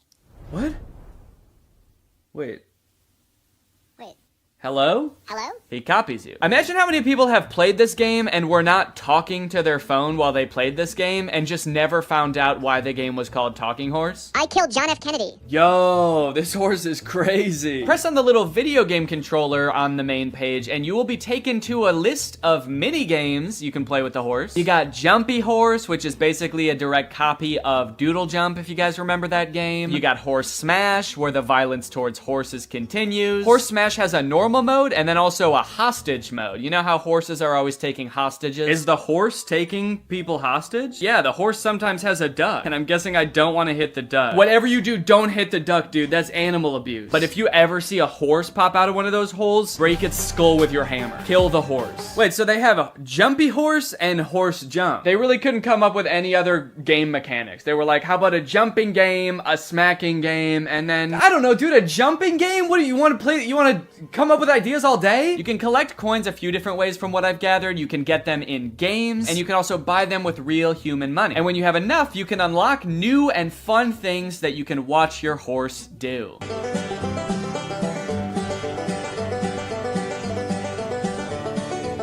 And not to brag or anything, but I did unlock everything in the game, and now my horse can walk on a treadmill. And you know what? I'm proud of him. I'm really proud of my little horsey. I'm really happy that I played this game. It brought a lot of joy to my life. I'm not scared of the horse. I'm not terrified of the horse. I didn't delete the game immediately after filming. I really like this horse. Transition. I guess this is the part of the video where I'm supposed to have reached some kind of conclusion about what I just did. But honestly, I don't really think I learned that much, aside from the fact that there are a lot of games on the App Store that are not fun. And also, I have to remember to cancel the subscription to Virtual Boys. Was that a subscription or was that a one-time payment thing? I gotta go figure that out. I gotta make sure that I cancel that if I need to cancel that. All right, well, anyway, thank you for watching. I'm gonna go do that, and you can go ahead and subscribe. Deal? Okay, good. Bye. Life as a new dad is pretty good. Rocking my baby to sleep, watching him crawl for the first time, and there's so much to look forward to. Like finding out what kind of TikTok dad I'm gonna become. There's so many types of dads on TikTok. You got Frog Dad. I could be like Addison Rae's dad, begging Young Gravy to box him. One thing's for sure, whatever kind of dad I become, I'm excited to do it on TikTok. Wait, what is this? TikTok is getting banned? Guys, TikTok might get deleted in the US forever in a few months, so I either need to move countries or fulfill my dream of becoming a TikTok dad now. Luckily, over the years, I've gathered a pretty choice list of dad talks, and today I'm going to watch them, and then I'm going to become them by recreating them. So let's take another look at that Addison Rae's dad TikTok. Can I get a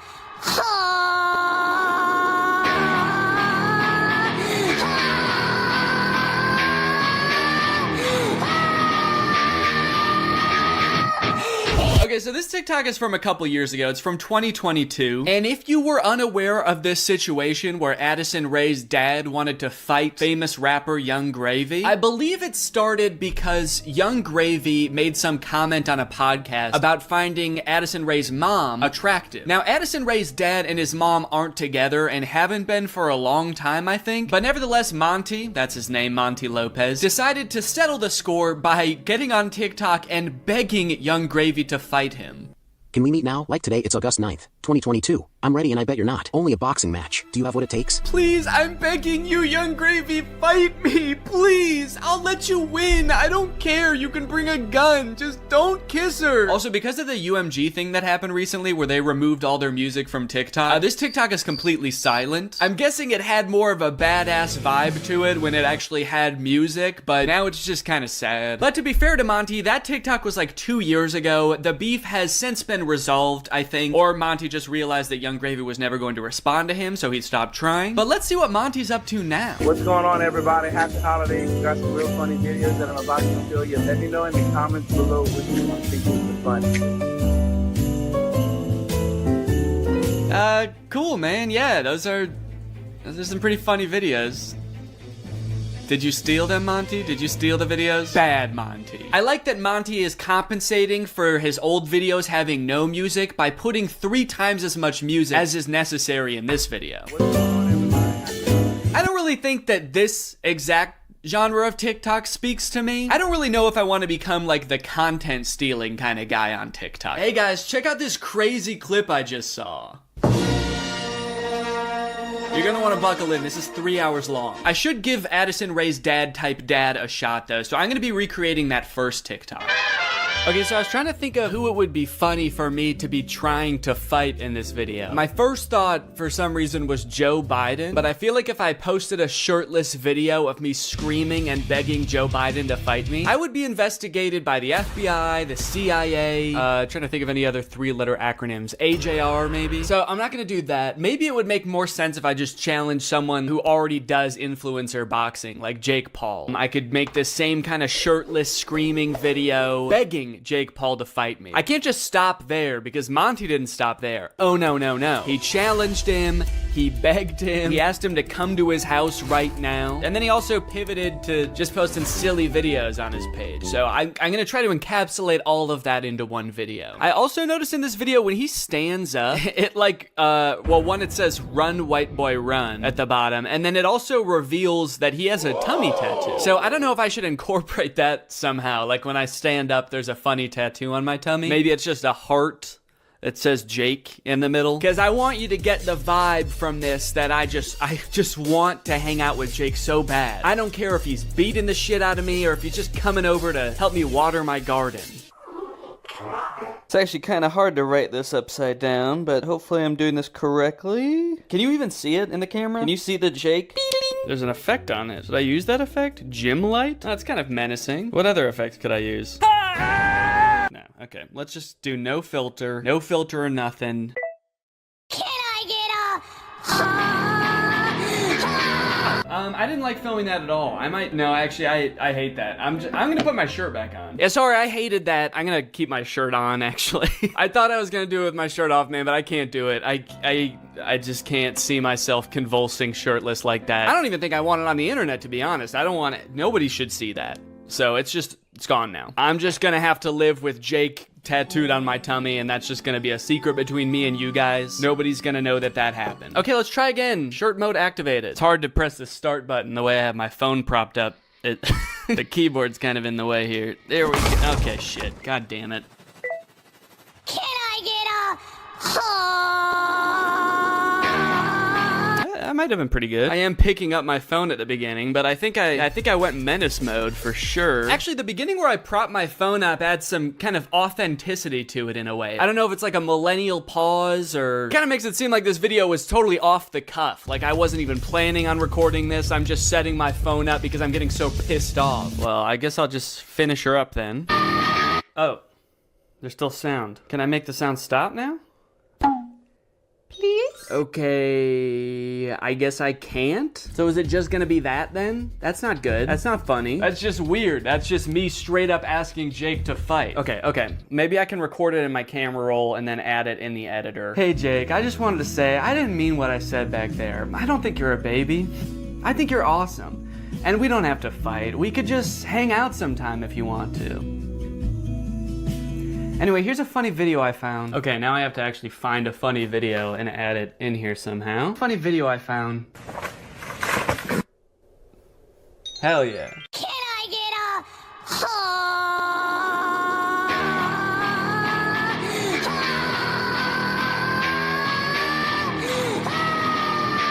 Hey Jake, I just wanted to say, I didn't mean what I said back there. I don't think you're a baby. I think you're awesome. And we don't have to fight. We could just hang out sometime if you want to. Anyway, here's a funny video I found. Yeah, I think it's perfect. And I think it's ready to post, and I'm not worried at all about what people will think when I post this. So I think after I create all the TikToks, we can take a look at some of the responses to them. Okay, next TikTok. My daughter being in a toxic relationship. Hashtag POV, a pack sticks up for each other. One of my favorite things about this TikTok is how many people show up. I thought it was just gonna be the dad at first, but then more and more characters keep coming in. It kind of makes the dad seem a little less badass. Like, no wonder the boyfriend's scared. He is severely outnumbered. I also love how the uncle comes into frame by touching the brother's shoulder, but it's obviously just his own hand touching his own shoulder. You know you're in for trouble when you feel your uncle tap your shoulder. You know how uncles do? Now, the weird thing about this one is that I actually don't know if this guy has kids. I actually don't think he does, but I do still think that there's something we can take away from this video. The whole concept of a pack sticking together. Oh, are they wolves? Oh, I think they're werewolves, and that's why it says a pack sticks up for each other. And that's why all their eyes turn blue, this horrifying shade of blue, and the dad has on a wolf necklace. So they must be wolves. They've got wolf eyes. Wolves have blue eyes, right? Oh, wait. They don't. Wolves have brown eyes, it looks like. I must be thinking of huskies. Oh yeah, huskies have blue eyes. Are they huskies? Leave her alone, buddy. Unless you want to get strapped to a sled and pulled very fast over a great distance. If this happened in real life, do you think that the boyfriend would even hear the dad? He's screaming and the dad is whispering. He has a few other TikToks where he plays the role of a dad navigating a kind of tricky situation with his daughter. So I guess this genre is just fantasizing about having like a teenage child and something awkward or scary happening with that child. And also you have to look really badass and you do have to be part dog. Got it, can do. Before I film this one, I actually have a much more important POV I need to film first. POV, that moment when you're sponsored by Opera. Opera makes other browsers look like that evil boy in that last TikTok. All alone and useless. Meanwhile, Opera looks like the family because Opera has so many useful features built in that it's so much more than just a browser. You've got Aria, Opera's native browser AI which lets you get clear answers instantly. Highlight any term on the web and ask Aria to explain it. The great thing is Aria is connected to the web and can provide real-time information unlike a lot of other AI models. Tab islands are huge for helping me stay organized while I'm working on a video. If I have several TikToks open, a couple of Google Docs, email, I can collapse them into context-based groups automatically. I don't know what accent this is supposed to be. One thing I didn't even realize I needed until I got Opera was a built-in ad blocker. It makes articles look so much more clean, which actually makes my videos look better, because when I screen record an article, there's not distracting ads all over the place. And it's super easy to turn on with just one click. If you're working on multiple projects at once, you can create entirely separate workspaces that you can switch between easily using customizable buttons on the sidebar. I don't like having a ton of browser windows open at the same time. It's super distracting and hard to sort through. So in my opinion, this is a much better solution. So if you want to check out Opera, then use my link below to download Opera today. Thanks to Opera for sponsoring this video, and thank you to you guys for checking out Opera. Now let's film this TikTok. Okay, so I've been thinking a lot about how I could make this TikTok kind of my own, you know? Take everything I like about the toxic daughter boyfriend TikTok and amplify it. So first thing we're gonna do is the amount of family that shows up. I liked how much it was in the first video. We're gonna double it. We're just gonna have a ton of people show up. We're gonna have the dad, of course, the brother, an uncle. Uncle's here! A second cousin, a third niece, maybe. Also, I think instead of like a toxic boyfriend, the daughter's just gonna be getting mugged. I think that would elevate the stakes a little bit higher. And then, you know, in the original TikTok, they didn't even turn into werewolves. Their eyes just turned blue, which, granted, that would be very scary if that happened to you, but I feel like they were trying to get at something there, but they didn't quite get there. So, in my TikTok, they're gonna actually turn into animals because there's filters on the TikTok that can turn you into animals. So that's what I'm gonna do. And I'm gonna do it now. So I think what would be even cooler than turning into a wolf is if I turn into a horse. And I know that there's horse filters on TikTok. I have one saved here, where if you open your mouth, you turn into a horse. So I'm gonna use this. Okay, beautiful, beautiful. I look gorgeous. And then everyone just starts turning into horses, dude. The daughter turns into a horse. Uncle's gotta turn into a horse. And last but not least, the mugger has to apologize, of course. Let's go, baby. Now all I have to do is edit this, and it's gonna be ready to go. Now this dad is a whole different type of dad. His name is Brian B. Toe. I thought Toe might be his last name, but the way it's spelled out in his profile actually makes it seem like Buto is his last name. I thought B was just his middle initial till I saw this just now. Say what you want about Brian, but he do be Toe. And I think there's a lot we can learn from Brian's TikTok. Stuck in a generation where loyalty is just a tattoo and being fake is a lifestyle. Where the real ones at? Man, Brian's so cool. I thought he was a teenager for a second because of how cool he's dressed. Hey guys, I'm just skateboarding with my backpack to school. I mean work. I hope my teacher is cool today. Oh, I mean boss. Sorry, I'm just a kid at heart. Also, I just got in a really bad skateboarding accident and hit my head real bad. Can you drive me to the hospital? I don't like this angle. Why is he so much higher up than us? Are we a child in this video? Are we his child? Son, where are the real ones? What have you done with the real ones, son? I'm not even sure how the caption and the video are related. They seem like totally separate things. I'm so sick of my generation. So I've decided to join yours. I'm a teenager now. In fact, I'm so young that my kids are my...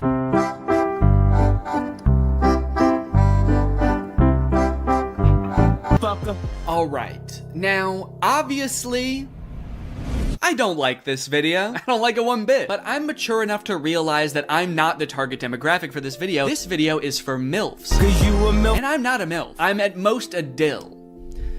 I'm just a dad you would like. And the MILFs in the comments are loving it. Yes, you still got it. Where you been all my life? Damn, my kind of guy. More power to him, I guess. The one thing that I can't get over is the setting in which he's making this video. Are you in public? It looks like he's just in the lobby of a hotel making the absolute thirstiest video I've ever seen. You need to get to your room ASAP, dude. You are too horny to be in public. I like this guy in the background. The second he realizes he's in this video, he steps out of frame because he's like, oop, I can't be in this. Oop, get me out of here. This guy's too horny. The caption is still got it, which is a little confusing to me because usually you would say that about something you used to do when you were young. Brian, did you used to do this when you were young? They didn't have iPhones back then. Who were you doing this to, man? The reason so many people are single and not in relationships today is because we're looking for that 90s love in a 2023's hookup culture. Tell me I'm wrong. Yeah, man, that's fine. Where are you? What's going on in the background here? I'm looking for that 90s love. The kind of girl that doesn't just want to hook up, but wants to go on a date to the giant dirt pile in town. I love that dirt pile. I wish I could date the dirt pile, but she's taken. Hey, get out of here! She's mine! Okay, this is good research. I feel like I'm starting to get what this guy is all about. It's a lot of like pouring your heart out on the internet. Some of it could possibly be on the verge of oversharing, but he's expressing his feelings. He's looking badass while he's doing it. It's like this emotional vulnerability mixed with this cool, mysterious bravado of being alone at the giant dirt pile. Oh, oh, oh, yeah. Da, da, da. I gotta know. Okay, no, that's cool, man. Look, I obviously think that, you know, that's kind of a scary joke to make, but again, this video isn't for me. Oh, uh-oh. Oh God, Brian, the MILFs aren't liking it either. This guy is not funny. My first reaction, ew. Brian, you're scaring the MILFs, man. So I'm unaware of any gigantic piles of dirt near where I live. If there are any, I guess I'm just not cool enough to know where they are. So I'm here at the woods. Figured that would be an equally strange location to film this TikTok. So we've got strange location, the woods. We're going to have sort of a nostalgic / oversharing caption, which I'm still not sure what that's gonna be yet, but I can just figure that out while I'm editing it. I don't have to do that now. It doesn't have to have anything to do with the video, which is good. And then I also have to appeal to the youth. I have to try to make myself seem like a kid, which usually I'm not very good at, but I went to Walmart and I went to the kids section and I found some stuff that I think is gonna do the trick. Brian had a skateboard in his video, and so I bought I bought a scooter. They didn't have any skateboards. I don't know if this is maybe a little bit too young for the demographic I'm trying to reach, but the box said ages 2 to 5. So I'm just gonna sort of pretend to be shredding it up out here at the beginning of the TikTok. By the way, I am like 75% sure that there's poison ivy under my feet right now that I'm very much trying to avoid. And I think I have, but my legs just feel itchy even just being near it. This was actually a horrible idea. Anyway, the hat. It says Fortnite on it. Can you see that? It says Fortnite on it. I found it at Walmart in the little boys section and I thought, oh my gosh, this is perfect. This is gonna appeal to all the kids. So I've got my scooter, I've got my Fortnite, and I'm ready to have some fun. Let's film a TikTok. Okay, I think I'll just pretend to be ripping passive income so that they can travel the world, experience life. It sounds pretty fun. But I feel like from this video, this guy like hasn't figured out how to do that yet. He's like, okay guys, here's my life as a content clipper. I get up, I go to the bathroom, then I put my shoes on the floor and I put my feet in the shoes. That's where the feet go. And now I really want to go check out the city, guys. So I go over to the window of my hotel room and I look at the city, and then I go upstairs and I look at the city from up there, but then I got too scared. So I went back downstairs and I looked at the city from my window again. Create a ChatGPT story. First prompt I put in is I tell it to generate me an Asian baby. After it does that, I ask it to make it eat rice. Wait. Then after 3 simple and easy clicks, I press generate video and the whole video is made for me with voice actors. Yours should look something like this. Show me an Asian baby.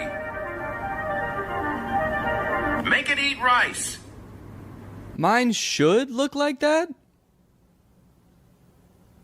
Should? So the clipper in these videos, Musa is his name, has made a bunch of posts arguing that everything he does is ethical because he participates in what is called ethical clipping. If any YouTubers would like to debate me on the topic of ethical clipping, DM me. I genuinely believe it is a win-win in every regard and completely ethical from all angles. In a perfect world, I understand why he's saying it's a win-win because he's making money and theoretically the creator that he's reposting is getting exposure. If he's taking the clips off YouTube and putting them on TikTok, then a new audience, the TikTok audience, is now being exposed to that creator. From personal experience, though, I don't really think that that's usually the case. I think usually if a clip of a creator goes viral on TikTok, the people that are liking and commenting on that video are the same audience as their YouTube audience. They're just seeing the content again. So while he thinks of himself as sort of advertising for that creator, it's more like he's selling counterfeit merch. The community notes on Twitter was quick to point out that this is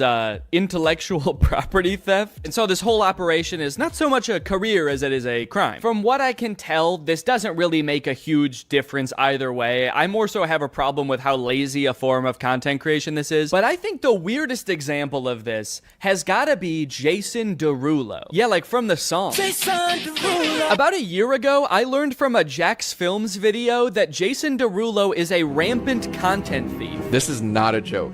All he does on his YouTube channel is like make a face at other people's TikToks while blasting his own music over it. But here's where it gets kooky. As I was editing this video, I noticed something strange. So I took some of his videos and played them side by side and confirmed that yes, Jason Derulo 100% reuses his own footage across multiple videos. Not only is he doing the laziest form of reaction content, which in and of itself is the laziest form of content, he's not even filming a unique reaction to every video. I don't like this at all, man. I don't like that he's edited into the corner, like he's not reacting to the video you're watching. This looks like I'm scrolling on TikTok while FaceTiming Jason Derulo. And he's smiling into the camera like, man, I can't see what you're watching, but I'm just happy that you're happy. And also my song is playing. I like that. In a way, this is kind of the visual equivalent to him singing his own name at the beginning of every song. It's like, okay, I like this video, and to be fair, since he got called out for this, he has stopped doing this. He no longer appears in the videos. He still does continually post other people's TikToks with his own music playing, but it seems like he is at least now getting permission to do it. So now it's just sort of a marketing tactic that, I'll be honest, is kind of smart. If he's worked out some kind of agreement with these creators where he's paying them, or he's got permission to post and he can just slap his own music on these TikToks that are guaranteed to go viral,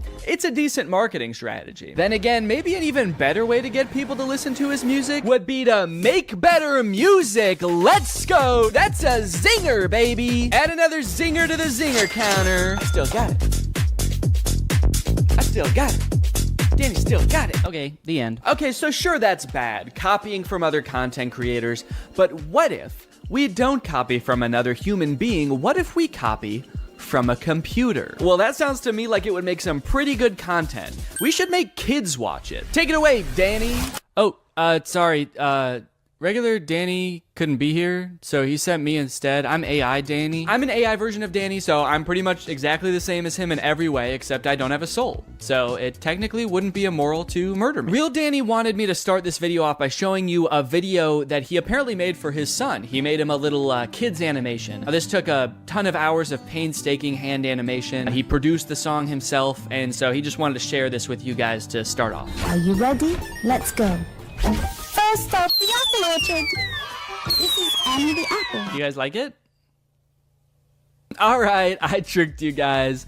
Regular Danny didn't really make that video. It was actually written and created totally by AI. Isn't that hard to believe? What you just watched was the end product of a tutorial that there's a bunch of on YouTube right now. Create faceless kids animation YouTube educational videos in minutes with Canva and AI. How I make faceless kids songs using AI in under 20 minutes. I love how all the titles emphasize faceless. For a kids animation song, that feels like it goes without saying. Like in this tutorial, she's making a song about animated dogs, little corgis up on the couch. Are there methods of doing this where I might accidentally show up in the video? 3 little dogs sitting on the couch.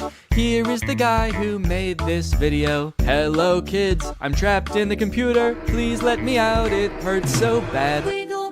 Wiggle, waggle, here I come. In this method, she uses AI for pretty much everything except the animating of the dog. But literally everything, even from coming up with the original idea for the song, she does with AI. Give me 10 song ideas for kids songs. It gives us the idea. It says a song that teaches kids about colors using the metaphor of a rainbow. The metaphor of a rainbow? I don't think you have to use a metaphor for that one. I don't know if you know this, but rainbows actually have colors. Like a lot of them. So now the next thing you need to do is generate the song. So in order to do this, you need to grab your instruments and the choir, get your mic ready. Hold on, don't click up. I'm just kidding. You don't need to do that. We'll copy this spot, which is the idea of the song, and then you'd paste it in. And then the other thing you need to do is describe the vibe and the genre of the song. So in order to do this, you'll come back to ChatGPT. So this process is really awesome for me personally because as you guys know, I'm really passionate about creating kids songs, but I just don't want to have to learn how to come up with the ideas or write the songs, or make them. Would you guys say this is a good career fit for me? Take a listen to the first one. There's one little puppy sitting on the couch. Wiggle, waggle, here I come.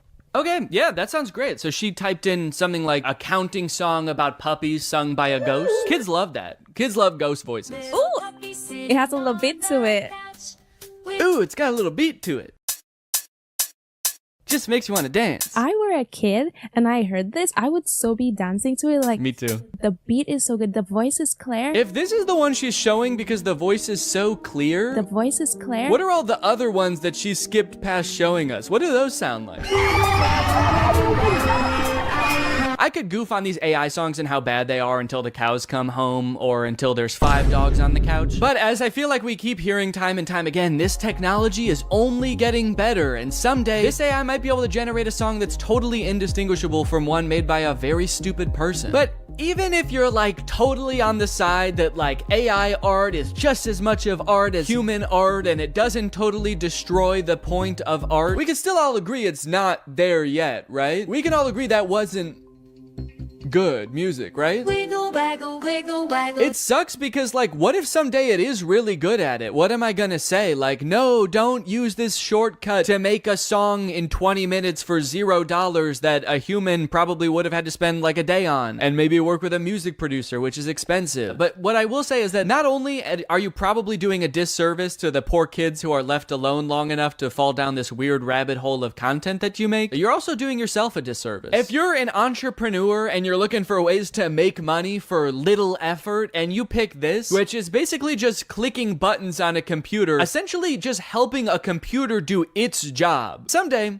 the computer's not going to need you anymore. So you can keep looking for new ways to, make money from home with 0 effort and gaming the system, or you can realize that maybe not everything is about making as much money as possible for as little effort as possible. Maybe you should pick something that makes money and you like, and you find fulfillment from. Also, and no one's gonna watch any of these videos. This is Anna the Apple. None of these videos that these people make in these tutorials are gonna get any views. Kids content is so oversaturated on YouTube because everyone thinks they can make billions of dollars by making kids content. And the stuff that is getting views probably doesn't sound like it was sung by a voice that came to me in a dream. A lot of times I feel like the people who make these tutorials usually make more money off of the tutorials than the thing that is supposed to be making you money. And now that everybody knows how to do this and it's accessible, it's gonna become even more oversaturated. Hi, I am an orange. O-R-A-N-G-E spells orange. Hi, can you guess what fruit I am? Apple! Apple! How can we copyright the song we created? You didn't create... What? You'll notice in this video a lot of the lazy content that I'm talking about, in fact, pretty much all of it, is geared primarily towards kids. That's a bit of a disturbing trend I've noticed. Why is it that the laziest people try to make content for kids? Is it because they know kids are a little bit dumb and will watch anything and are easily tricked? Yeah, it probably is. I'm not gonna give you time to think about it. It is. It's just slop. It's so lazy. And I hope the people who are doing this realize that soon. Realize that people don't want to watch these videos, because I can't imagine any of it is doing well. And I also hope that you realize that today's sponsor, Rocket Money, has helped save its customers up to $740 a year when they use all the features, with over $500 million in canceled subscriptions. Have you ever forgot that you were paying a subscription fee for a service that you don't use anymore? That's happened to me more times than I care to admit. I'm always signing up for subscription services for like new editing software or different tools and plugins, and I don't know why I'm like addicted to it. I'm just kind of addicted to the thrill of paying $30 a month to do something that sure I could have done in Final Cut Pro but would have taken a couple extra steps. But luckily today's sponsor, Rocket Money, is here to help me and you, and also real Danny. That's right, I'm still AI Danny. I didn't forget that. Rocket Money is a personal finance app that helps you cancel subscriptions, lower bills, and manage your own money better. I've used Rocket Money to help me cancel several subscriptions, most recently the suite of plugins in Final Cut that I used once and then never again. It takes the brain work out of it because Rocket Money safely and securely identifies reoccurring charges and cancels unwanted subscriptions for you. The best part is that you can cancel right within the Rocket Money app. You don't need to call customer service for this random software you downloaded. You don't need to jump through all their hoops of answering surveys. I also love that I can create budgets within Rocket Money. Rocket Money analyzes your spending habits to create a personal budget for you. It automatically monitors spending by category. So if you're spending a little bit too much money going out one month, Rocket Money can send you a notification letting you know. So to save more and spend less, join the over 5 million Rocket Money members today. Go to rocketmoney.com/Danny or click the link in the description to get started today for free. And you can unlock even more features with premium. That's rocketmoney.com/Danny to get started for free. free. Thanks to Rocket Money for sponsoring this video, and thank you to you guys for checking out Rocket Money. One underrated part of becoming a content creator is developing your own unique style. The vast majority of creators when they start out are just kind of a worse amalgamation of all of their inspirations. For me, it was probably The Lonely Island and Jake and Amir with some Bo Burnham mixed in there. But over time, you start to make certain creative choices that distinguish you. Types of music that you choose for your video, the way you tell jokes, the name of your fan base, maybe even your thumbnails have a distinct look to them. I love it when creators take another step in developing their own personal style. A lot of people call it a brand. I think that sounds very corporate. To me, it feels a lot more personal than that. You're choosing what the best way to express yourself is. But unfortunately, this gives way to a completely different kind of copying on YouTube. Not copying content, but personality. What's up, goobers? The YouTubers stealing other YouTubers' personality situation is crazy. It's crazier than a gopher going up my butthole and coming out of my mouth. To start off this discussion and kind of illustrate what I'm talking about, I'm gonna give kind of a niche example, but this is a song called Deep Space Samurai.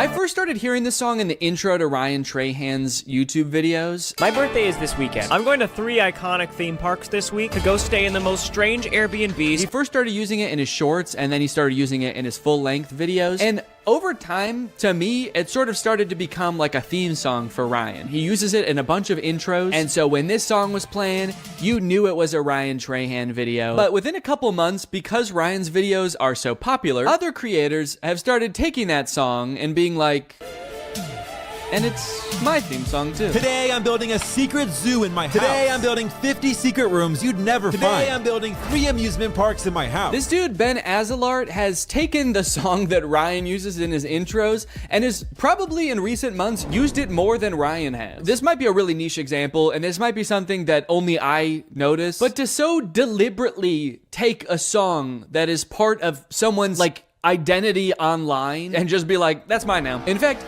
it's even more mine than it is yours, is crazy. There's other stylistic choices that Ryan in particular has pioneered that a bunch of people have started using, especially this one. The white screenshot of an app or a review with the rounded corners. A lot of times it's got a 1-star review on there. They've become a staple of Ryan's brand, and so of course, a bunch of people have started using that also, and oh, well, that one's my thumbnail. Okay, yeah, so I might have done that too a little bit. In my defense, the corners are not rounded, and also Ryan helped me come up with that thumbnail idea. This is kind of a weird line because this happens every time a YouTuber gets big and kind of takes the platform by storm and there's a lot of hype around them. I remember when Casey Neistat got big and suddenly every vlogger was putting these sort of lo-fi beats into their drone montages. And it's weird because at one point that was Casey's thing, and so to take that from him was specifically taking it from Casey. But at a certain point, it gets used so much that it just becomes part of the YouTube meta overall. There's so many people doing it now that by using it, you're not really taking one person's thing anymore. You're just kind of designing thumbnails the way people design thumbnails in the year 2024. Going back to Ben Azalart, the whole secret room thing is another one of those things that I don't know who thought of it first, but whoever did, you're a genius because that's all kids channels post anymore. I built a secret zoo in my house. I built 50 secret rooms you'll never find. I built a secret soccer field in my room. I built a secret tree house in my backyard. Who is this man hiding from? You're an adult, dude. You can just have a gaming room. Go ahead, dude. Treat yourself. You've earned it. I built a secret McDonald's in my room.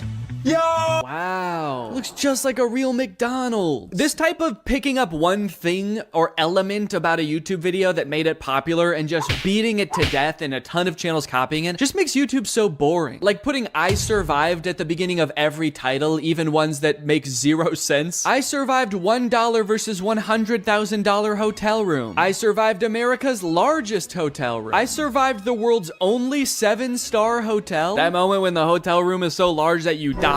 It's so big that you're dead now. When the hotel has 7 stars, the first 5 stars are to indicate how good it is. The last 2 are throwing stars. Run! This is the Mr. Beast font. It was popularized by Mr. Beast. I don't know if he was the first person to start using it, but it definitely got popular because of him. And now just like every kid's channel is like, we are Mr. Beast too. You guys, I get it. Mr. Beast gets a lot of views. He's probably very rich. But what exactly are you trying to accomplish by taking thinking the man's font. Some of you guys have been doing YouTube for so long, there's no way you guys think the font is what made him popular.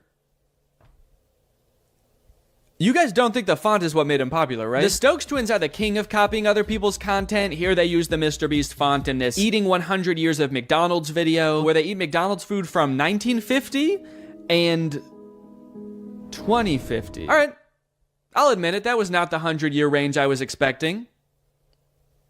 You guys know what year it is, right? The Stokes twins have gained 90 million followers by basically copying everybody's ideas and trying to be MrBeast clones. MrBeast's channel banner says subscribe for a cookie, and the Stokes twins channel banner says subscribe equals cookie. Stokes twins, do you think that that is why MrBeast has as many subscribers as he does? Because he promised cookies? I think a lot of this comes down to blatant and shameless stealing. Some of it might come down to what Little Joel calls in a video algorithm folklore. What interests me is this one particular moment where Ludwig says this about uploading YouTube videos. One quick key, by the way, if you guys are ever uploading videos, they'll use whatever the video's file name is for the algorithm. I have heard this claim a million times. I heard it when I was just getting my YouTube channel started. And what's odd about it is that there's never been any evidence at all that this is the case. Because so many YouTubers see the algorithm as this like weird entity that works in mysterious ways, it does seem like it could be possible for creators to believe that the font you pick in the thumbnail really matters because the algorithm uses it to sort your videos. Or maybe putting I survived at the beginning of a title of a video of you having like the best day of your life helps trick the algorithm into thinking that you are MrBeast. And for people whose entire livelihoods is YouTube, and maybe they have a ton of employees, and so every video has to be a banger, otherwise you have to let people go, maybe you're more likely to cling on to some old wives' tales of YouTube. Or maybe it's just blatant stealing. Maybe they just want to confuse viewers into thinking that they are the person they're stealing from, a la ratatouille. This type of thing always happens on YouTube and probably will always happen. And my biggest gripe with it is it just makes YouTube so boring, you know? Boring,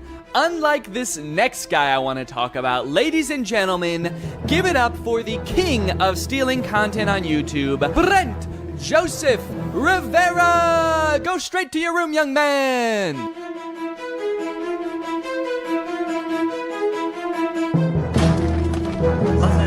Come on, I'm dead. I'm watching TV. What's up, guys? I'm recording this part of the video from the secret gaming room I built in the White House. It's very possible you've seen videos about Brent Rivera stealing content before. He's been doing it for years, and I think he's the final boss of content theft for two reasons. Number one, the way he steals the vast majority of the time is just pure plagiarism. It's not like he's re-uploading other people's content. He's using other people's ideas, but pretending like they were his ideas. And two, longevity. Brent has been making content since Vine. I really feel like he should know how to come up with his own ideas by now. Like I said, we all start out taking inspiration from other people, but like, I think you've been doing it long enough where you don't have any more excuses, Brent. You gotta kind of learn how to make videos on your own. And it actually is strange because he copies from other creators a lot, but sometimes he does come up with his own videos and makes original thumbnails, and they do decently well. So why does Brent still resort to stealing so often? Does he just do it for fun at this point? Like for old time's sake? In a way, he's kind of like the Hamburglar of YouTube. He's like, I just am a thief. I don't know what you want me to do. It's part of my identity. I could choose not to dress like a burglar and wear a little burglar mask, but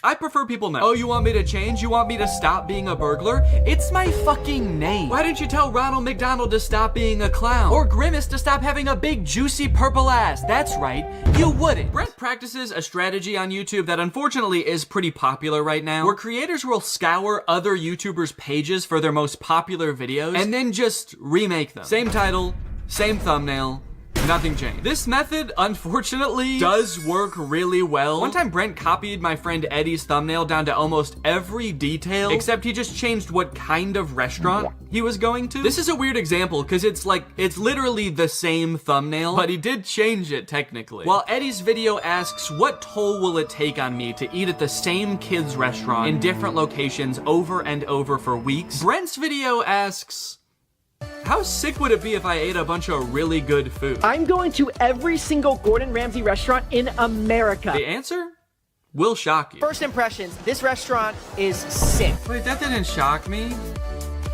That's exactly what I thought was gonna happen. It's sick. Hi, Brent. Hi, Drew. It's Gordon. Oh, there's no way that's you. Of course it's me. That's why I'm FaceTiming you live. Listen. Why did he say it like that? Now I feel like he's not FaceTiming them live. Now, to be fair to Brent, he actually did credit Eddie in the description for using a similar thumbnail to him, but then he deleted that credit and changed the thumbnail to be copying this YouTuber instead. Brent, what's going on, man? Are you okay? He's like on a mission to copy as many YouTubers as possible. He can't even copy one YouTuber per video anymore. Now, while his thumbnail stealing is pretty bad, to give him credit, the actual videos themselves are usually pretty different. They're mostly just scripted sketches like this video, I exposed the world's most evil teacher. This thumbnail is copied from a Rebecca Zamolo video, and in her video, Rebecca is testing one-star teachers to make sure they never teach preschool to her daughter. Today we're exposing the worst rated teachers. Zadie's gonna be going to preschool soon, and we cannot let her get taught by any of these horrible teachers. Still don't really know how that works exactly, but Brent's video is about a principal of a middle school who tells Brent that if he can spend the entire day with the world's strictest teacher, then he can become principal for a day. Last week, the principal of the world's strictest school proposed a bet that if I spent a full day with the world's strictest teacher, he would let me be principal for an entire day at Iron Will Academy. I don't know why the principal is making this offer to Brent, a man in his 20s with none of the relevant training. Perhaps more concerning though, I don't know why Brent is so eager and determined to become principal of a random middle school. I don't know about you guys, but I'm scared to find out. Good morning, This is the last person I want to see on my weekend. The last person you want to see on your weekend is the principal of a middle school you don't go to? Guys, you're all adults. He has no power over you in this circumstance. Just tell him to fuck off. Do it. Tell the principal to fuck off. In this kid's video, tell him to fuck off. So they end up spending the day with this strict teacher, and sure, she's like mean to them, but honestly, I would be too. I wouldn't want these 3 strange boys becoming principal either. Ow! Oh my god! Why are you slapping me in the face with a hot dog? Because it's funny. What? Even the kids hate Brent and his friends in this video. They cheer when they get punished. One of the kids tries to beat the shit out of them. They're like, yeah, our teacher might have been bad, but at least she is a teacher. You guys are just 3 weirdos. I think we have to kill you. What are you doing with Miss Harshman's water bottle? Oh, I filled it up with toilet water. Bro, Wait, that's actually a really funny idea. This water tastes like. I don't know what their goal was with that. They're supposed to get through the entire day without getting in trouble. And they're like, well, maybe if we try to poison the teacher, she'll be so dead that she can't snitch on us.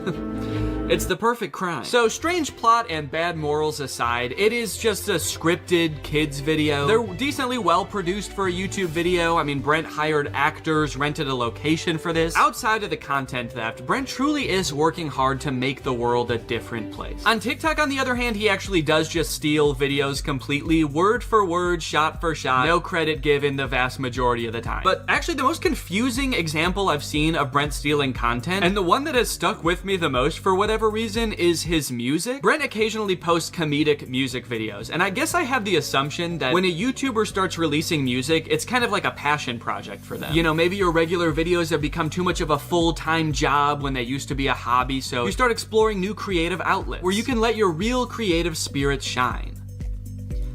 Not Brent. This is Brent's music video for Doing It Wrong, a song about that uncomfortable feeling when things are just a little bit off, like uneven hoodie strings, or eating bubble tape like this, or uneven pizza slices. And this is Red and Link's music video for My OCD, which is about that uncomfortable feeling when things are just a little bit off, like uneven hoodie strings, eating bubble tape like this, or all these other jokes Brent copied. It's my OCD, it's just my OCD. I was honestly very shocked when I realized this. I found it from this Reddit thread that basically accuses Brent of stealing their song. Red and Link's song is their most viewed video on their main channel. It's probably up there with some of the most crowning achievements of their career. The song has 62 million views, and then here comes Brent to steal it joke for joke, even including a sketch at the beginning that's super similar. Red and Link starts with this kind of like psychological evaluation sketch, and Brent starts with him talking to a psychologist. Brent even went out of his way to almost word for word copy a disclaimer that Rhett and Link put in their description. Note, we understand OCD is an important mental disorder that significantly affects the lives of millions of people. Brent's reads, important note. I understand that OCD is a serious mental disorder that significantly affects the lives of millions of people across the globe. Now, I should point out that the thumbnail and title copying Brent Rivera does is in no way limited to Brent Rivera. This happens a lot on YouTube. It's actually a pretty big problem, I would say. It seems like almost every big kids channel does it, but even creators you wouldn't think do kind of just take other popular ideas all the time. Even creators that would like you to think they don't. I don't know if you guys know who Eric is, but here he is in a video calling out Brent for stealing his thumbnails. Brent Rivera, you are most likely to copy my thumbnails. And then here he is stealing a thumbnail. Here's Mr. Beast copying a thumbnail almost exactly. Brent particularly has done this so much and been called out for it so many times that I'm actually kind of amazed he hasn't let the criticism get to him or stop him. Brent probably has enough money to never have to work again. He probably has a ton of people working for him who could be coming up with original ideas around the clock. But instead, he insists on copying other creators. Maybe copying content is just so fun that he literally cannot stop. Well, I intend to find out. On day one, I followed Brent on TikTok and YouTube, turned on his notifications, and as luck would have it, on the very first day, he posted a TikTok. Oh wow, this is a nice car. Thank you. G-Wagon, AMG. Here, hop in. My ex had one of these, but I think it was fake. Fake? So fake? What do you mean by fake? Well, his is really high up. It was kind of easier to get into this one. Did it by chance say 4x4 anywhere? No, but there was a math problem here, 4 times 4 squared, but he doesn't like math. So basically the premise of the video is that his girlfriend's ex had a nicer G-Wagon than him, but it's so nice that she thought it was a fake G-Wagon because it had all these weird branding details. Brent swooping in once again with one of the most classic, relatable scenarios known to man. It's no wonder this thing has 40,000 likes. I have not only seen this type of video before, I think I've actually seen Brent make this video before. My ex had a fake Ferrari. Okay, if you search when her ex had a fake car, there's like a million videos with this same premise. Her ex having a fake Lambo, her ex having a fake BMW. So it's interesting because there is this fine line between copying a video and participating in a trend. This video has been remade so many different times by so many different people, it's actually hard for me to even find the original. So at this point, it kind of is a trend. Well, recreating this one's gonna be a little bit tricky because I don't have a G-Wagon. And also, I can't rent cars from Turo anymore because I got banned after my Cybertruck review. That's real. I'm not allowed to rent cars on Turo anymore because I think I made fun of the Cybertruck too bad. So I'm gonna have to come up with a bit of a workaround for this. So I recruited Eddie, who happened to be in town, to be the voice behind the camera, and away we went. You ready to film a TikTok, Eddie? I love it. I love making TikToks. I love posting to social media. I love making Instagram Reels. I wanted to be as true to Brent's original TikTok as possible, but due to circumstances, we did have to make some compromises. Like, Eddie couldn't really pretend to be my girlfriend, so he was just my friend, whose other friend has a nicer car, and instead of a G-Wagon, I used Laura's Audi. But overall, I think we pretty much crushed it. We even added in a sort of twist ending, and bada bing. Yo, what's up, brother? You ready to go? Wait, English or Spanish? No, I'm just kidding. Just put the fries in the bag, bro. A level 10 yacht. Yo, I'm gonna rizz her up. No, don't. Are you Libby Dunn or just from Ohio? Chad, am I cooked? Never mind, sorry. What's up, brother? Oh, dude, look, a level 10 baddie. You think I have a chance? That's why I'm the Rizzler. That's why I'm wanted for murder. Skibbity, toilet, Riz, Grimace Shake.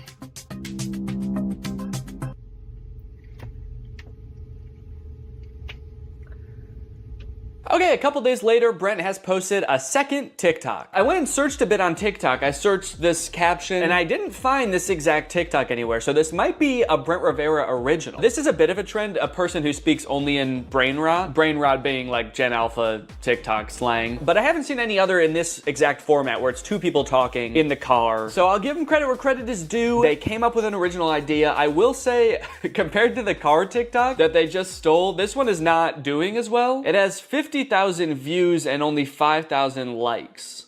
I was not I was not thrilled to replicate this one. It was a little bit tough to get through. Not that the TikTok's like that bad. I actually thought that this dude Dom did a pretty good job. His delivery on some of the lines is pretty funny, like when he says, "Chat, am I cooked?" after trying to hit on a girl. Chat, am I cooked? I thought that was kind of funny. It didn't feel like a video I would make, so it just felt very unnatural to me. But anyway, let's go ahead and post it. So if Brent took inspiration from a different TikTok, it probably had like millions of likes. And then if Brent's ripoff of that got 5,000.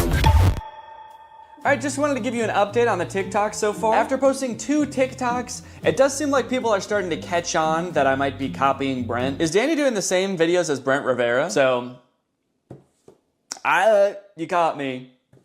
Yes, I am. So 2 videos in and people are already figuring out that I'm just copying Brent. So that just goes to show that if you want to copy other creators online, it's not gonna take very long for people to start noticing that you're doing that. I guess people were like, well, the first one could have just been a coincidence, but once you do it twice, then it's a pattern. And 3rd time is a charm. Once I do this 1 more time, people will be charmed by my videos. Another interesting note is the TikToks are doing really well. The first one almost has 2 million views, the second one 2.3 million, and I think they both have more likes even than Brent's TikTok. This one has 300,000, the second one has 500,000, and Brent's TikTok, oh wait.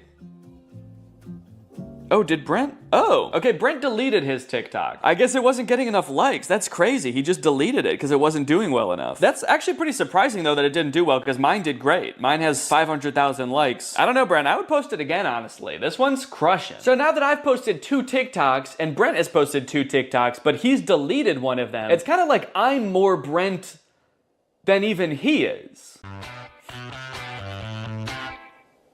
And would you say that's a good thing? You know, I never thought it could be so cool to be just like Brent. In a way, my new content strategy was even better than his. It seems like so much work to scour the web to find content to steal, but all I have to do is just steal everything Brent makes. It feels like I've got some kind of cheat code, like those websites that let you see senator stock trades. The work has already been done. All that's left to do is profit. As a content creator, I put so much pressure on myself to be coming up with video ideas all the time, so it's nice to just kick back, relax, and let Brent do all the work for a change. Maybe I could keep this up for even more than a week.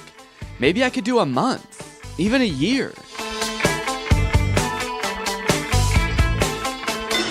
The day that I have been long dreading has finally arrived. Brent has posted a YouTube video. He actually posted it 4 days ago, but then the weekend came and I didn't want to work on it on the weekend, and then a couple more days passed, so he actually posted it a few days ago, but I'm gonna recreate it now. It's called I Exposed the World's Most Evil Babysitter. Today, I'm exposing the world's most evil babysitters. These babysitters are so evil, they're banned from literally every website. They're banned from Yelp? I can understand them being banned from specifically babysitter websites. Like, you shouldn't be able to book them through babysitter websites. But being banned from Yelp? That seems kind of counterproductive. I think we should keep them on Yelp if they're really that bad. I'm gonna be exposing the babysitters to their parents in hopes of getting them fired. They're going into these homes with the evil babysitters, and they're gonna expose how evil they are. That way the parents will fire the babysitter. You would think that being banned from every babysitter website would be enough for these parents. Like, I don't know why Brent needs to come in and prove it to them. Let's skip forward and see what kind of evil stuff this babysitter's gonna do. This review says she super glued a kid to the toilet because he wasn't doing his homework. Ow!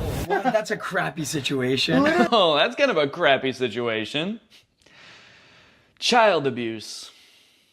Yeah, that's not good. And things were bad right from the start. Can you believe these people? What am I getting honked at for?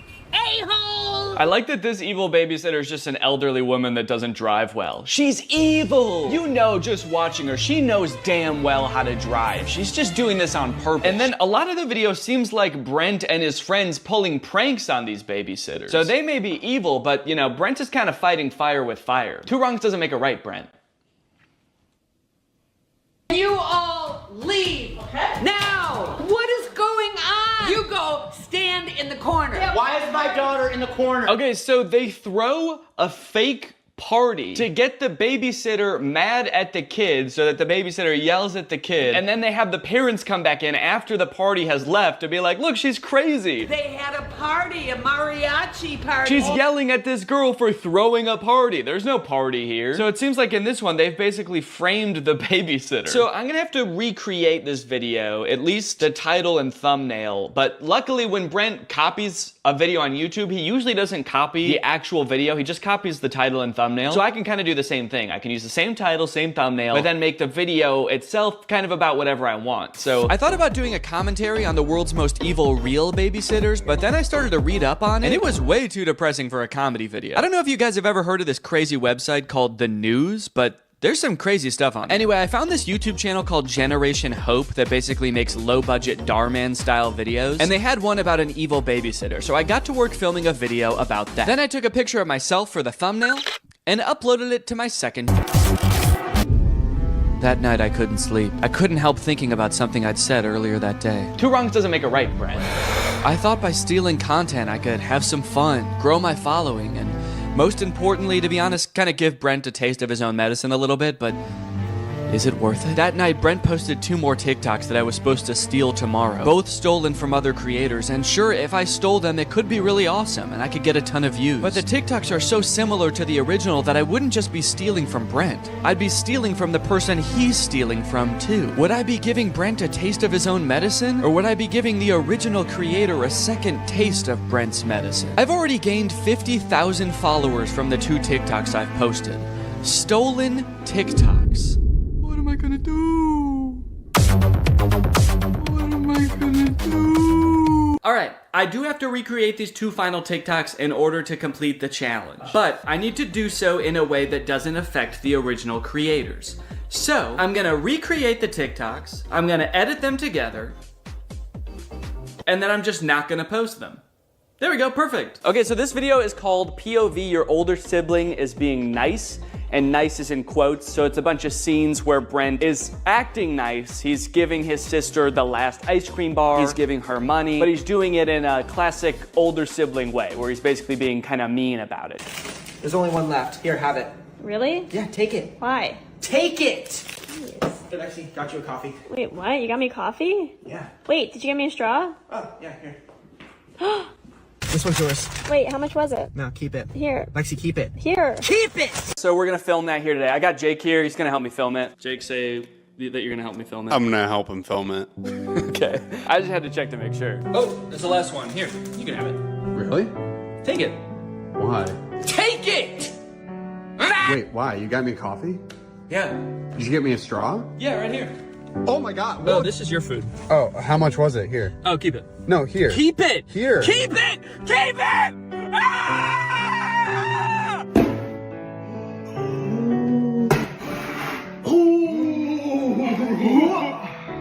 You missed.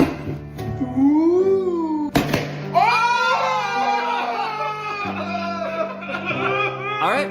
That's it. A week's worth of Brent Rivera content in the bag. And you know what? I feel really good about posting those videos. I got to have my fun. I got to steal some content, make a couple videos that I knew full well if I ever did decide to post them would go so freaking viral. In fact, I had so much fun that I'm gonna keep doing it.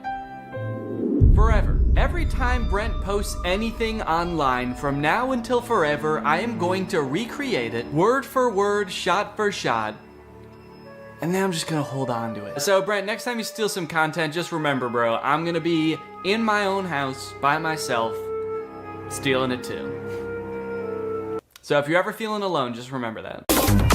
Brent, if you're watching this and you somehow made it this far into the video, I could understand seeing all these people criticize you and having the mentality that these people are just haters, these people are just jealous. But look, man, I don't hate you. I understand you're just making videos on the internet. It probably doesn't seem like the biggest deal in the world to copy other people. Do I think you're an irredeemable person or even like the most evil person on YouTube? No, of course not. Do I think that you frequently make shady decisions to further your career? Yeah. We're both successful creators and we've both been doing this for long enough that we should be driving forces of creativity on this platform, or at the very least not using other smaller creators as rungs on a ladder to advance your own career. Maybe you don't particularly care about getting respect from other creators and literally the only thing that you're prioritizing is your bottom line. Or maybe you feel like you're making a difference in the lives of the kids who watch your videos, and so in your mind that justifies being able to do whatever to get to that position. From watching your videos, I do get the sense that you have a good time making them. I feel like if I was you, my favorite part of the job would be like getting on camera with your friends and goofing around. You probably like the parts of your job where you're coming up with funny ideas of what to do in your sketches. And I honestly would have no problem with your content if you just focused on doing that. I can tell you from experience, and I know a lot of other YouTubers feel the same way, that the more you try to exploit the algorithm or trick the system into gaining followers, like this game of copying other popular ideas, the more soul-sucking and draining this job becomes. So if you're in it because you like goofing around or you like making an impact on kids' lives, focus on that. That's awesome. I saw that TikTok someone made about you recently that you responded to, saying that your job is like their nightmare job, making content that's relatable to middle schoolers or high schoolers. And you responded with a bunch of TikToks basically saying that, you know, you make an impact on a lot of kids' lives. It did seem like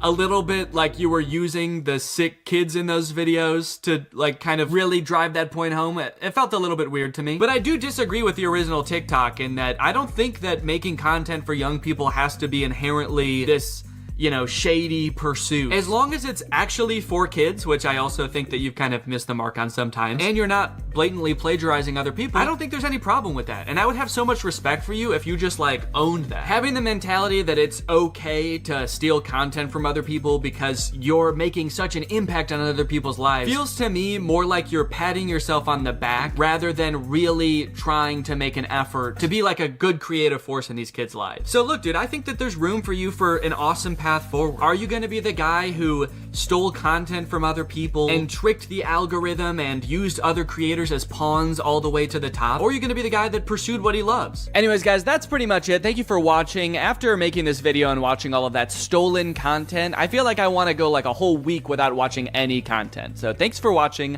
Bye-bye. What's up, Greg, and welcome back to another episode of Please Stop Trying to Give Birth at Disneyland.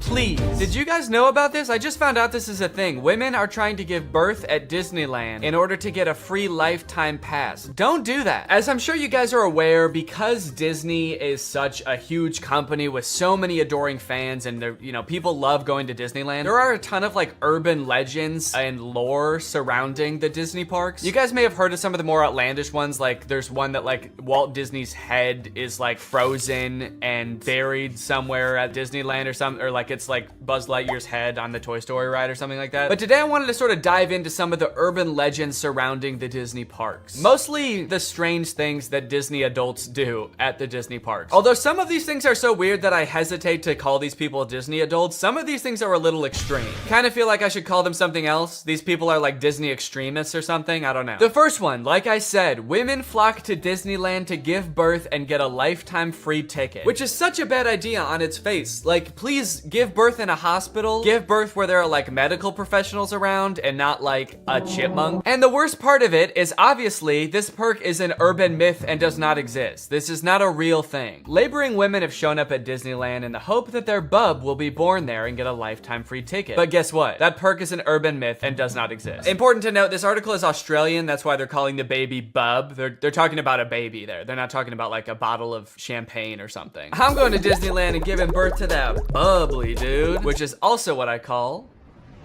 having a fart. I just gave birth to a bubbly. As a veteran of the pregnancy game, I know for sure that the journey to motherhood, okay, that's a weird way to say I've given birth before, or just that I am a mom. As a veteran to the pregnancy game. So you have kids, right? Me? Yep, yeah, that's right. I've done 3 tours of pregnancy. I've seen shit you cannot imagine. The pain, the screaming. Yeah, I've heard childbirth can be pretty tough. The innocent lives lost. Oh. What? The airstrikes. So many civilian casualties. Are we still talking about giving birth? Yes. Laboring women are racing to Disneyland's gates in hopes that if their baby is born there, they will secure their child a lifetime pass. Okay, so the article goes on to describe that there are people that have given birth at Disneyland before, and people have tried to replicate it and give birth at Disneyland, and they've gotten caught, and it hasn't gone well. I do feel like the article is over-exaggerating, though, saying that laboring women are racing to Disneyland's gates. Like, pregnant women have, like, the baby already already coming out and they're shoving it back in, like running into Disneyland. There's just like a crowd of angry mothers-to-be banging on the gates in front of Disneyland. Let us in! We must release our spawn! Like making a break to the Pirates of the Caribbean ride to do a water birth. I just feel like they're exaggerating a little bit. I don't know if I would characterize it quite like that. So you're probably wondering how this rumor started. Like, did Disney ever at one point give a lifetime pass to someone whose baby was born at Disneyland? Well, I will let this TikTok explain that. Today in Disney history, the very first Disneyland baby was born. Rosa Salcedo gave birth to a 6-pound, 10-ounce baby girl on a bench on Main Street, USA, right outside of the Plaza Inn. Can you imagine visiting Disneyland as a family of 2 and coming out as a family of 3? Yeah, I can actually. But not because I'm gonna give birth. I'm gonna kidnap Donald Duck. You're my child now, Donald. The perfect happy family of 3. Husband, wife, and my uncle Donald Duck, who I've been holding at gunpoint for the past 16 years. There have been 4 babies born at Disneyland, and all of them have been girls, but only one has their own Disneyland birth certificate. So that might not have sounded significant, but that's actually how the rumor started. The first baby that was born there, Teresa, got a birth certificate that was just like a Disney birth certificate that says like, this is the first baby to ever be born at Disneyland. And I guess like word got out that this baby got some kind of special certificate, and then people just started assuming like, oh, that's a lifetime pass. That baby got a lifetime pass. And from that moment on, has just been a rumor that if you give birth at Disneyland, your baby gets a lifetime free pass. So honestly, if you're like that big of a Disney fan and you do this, you don't even get a lifetime pass. You still have to pay to go to Disneyland. It's just your baby that gets in for free. And I kind of feel like babies get in for free to Disneyland anyway. Is that true? Children under the age of 3 get in free to all 4 theme parks and 2 water parks at Disney World. There you go. You want your kid to get in free to Disneyland? A better conspiracy would be just pretend they're 3 years old for their entire life. That shit could actually work. The article goes on to talk about a time where someone has tried to sneak in to give birth at Disneyland, and they hid in the bathroom while going into labor until I guess employees had to like assure her that her baby would not be getting a lifetime pass, and then she was like, oh, okay, fine, then I'll just go to the hospital. Once they assured her that she would not be receiving a lifetime passport, she came out and accepted the ambulance ride to Western Medical Center where her baby was born shortly thereafter. I don't know about you guys, but it kind of sounds like she failed the test. If you know anything about Disneyland, you know how well the cast members there, all of the employees, all the staff, all the people in costumes are trained to like respond to every circumstance. It sounds like you just entered the giving birth at Disneyland experience, and honestly, you didn't make it to the end where you get the prize. It also says that this discussion board, The Laughing Place, has some hilarious forum chats about this topic. So I guess other people have been like sharing stories about this happening on this forum, but when I clicked on it, it turns out that it doesn't exist anymore, which kind of sucks because I wanted to find out more times that this has happened, but honestly, it is probably for the best. Kind of sounds like they were talking about some pretty sick shit in there. You think you're gonna go to a Disney forum and see people talking about like, my favorite movie's Coco, but instead you see people talking about like, I'm gonna give birth inside of Pluto's house. I'm gonna go to Disneyland and get fucked by Goofy, and then Goofy's gonna be the father of my child, and I'm gonna give birth on It's a Small World. And I'm gonna make Elmer Fudd cut the umbilical cord. Is Elmer Fudd a Disney character? I actually don't think he is, but he's gonna be there anyway. And then me and my freak mutant, half goofy, half human child will both get lifetime passes. Free pass for life for my little freak. Passes or not, being born in Disneyland is a pretty cool claim. Yeah, I mean, I guess so. The way this is written, it kind of makes it sound like, so you might not get a free pass, but I don't know, it's worth a shot. You might want to do it anyway, just for shits. I've actually found a little bit of discussion about this on TikTok as well. Quick question, what's stopping me from giving birth in Disney World? Like in the Magic Kingdom, on a ride, in the Epcot ball? I think this TikTok in particular is a joke, but the comments under this TikTok are actually very interesting. I went into labor at Disney. They were not cool about it. And people like responded asking her to elaborate, and she goes on to detail her experience going into labor at Disney. And from her experience, it kind of sounds like the second anybody starts going into labor at Disney now because of this conspiracy, the entire staff immediately flips and like makes it their top priority to get you out of the park and like to a hospital to give birth. And I guess that sometimes they can be so rushed trying to get you out of the park that it comes off as rude, but obviously they're just like concerned for your health. They also don't want this rumor escalating of like people giving birth getting a free pass. And also it's just like people in sweaty mascot costumes trying to not deliver a baby because that's not their job. So sometimes I guess it comes off as rude. But the funny thing is, from this woman's entire explanation, it sounds like she didn't even know that this urban legend was a thing. So in her head, I guess she just like broke some unspoken rule at Disneyland that she had no idea about and made the entire staff of the happiest place on earth turn on her in an instant, which is so funny to me. Hello there, what can I get for you? Yeah, can I just get a medium root beer, please? Oh, great. Oh, great, another guy here to put his balls in the root beer.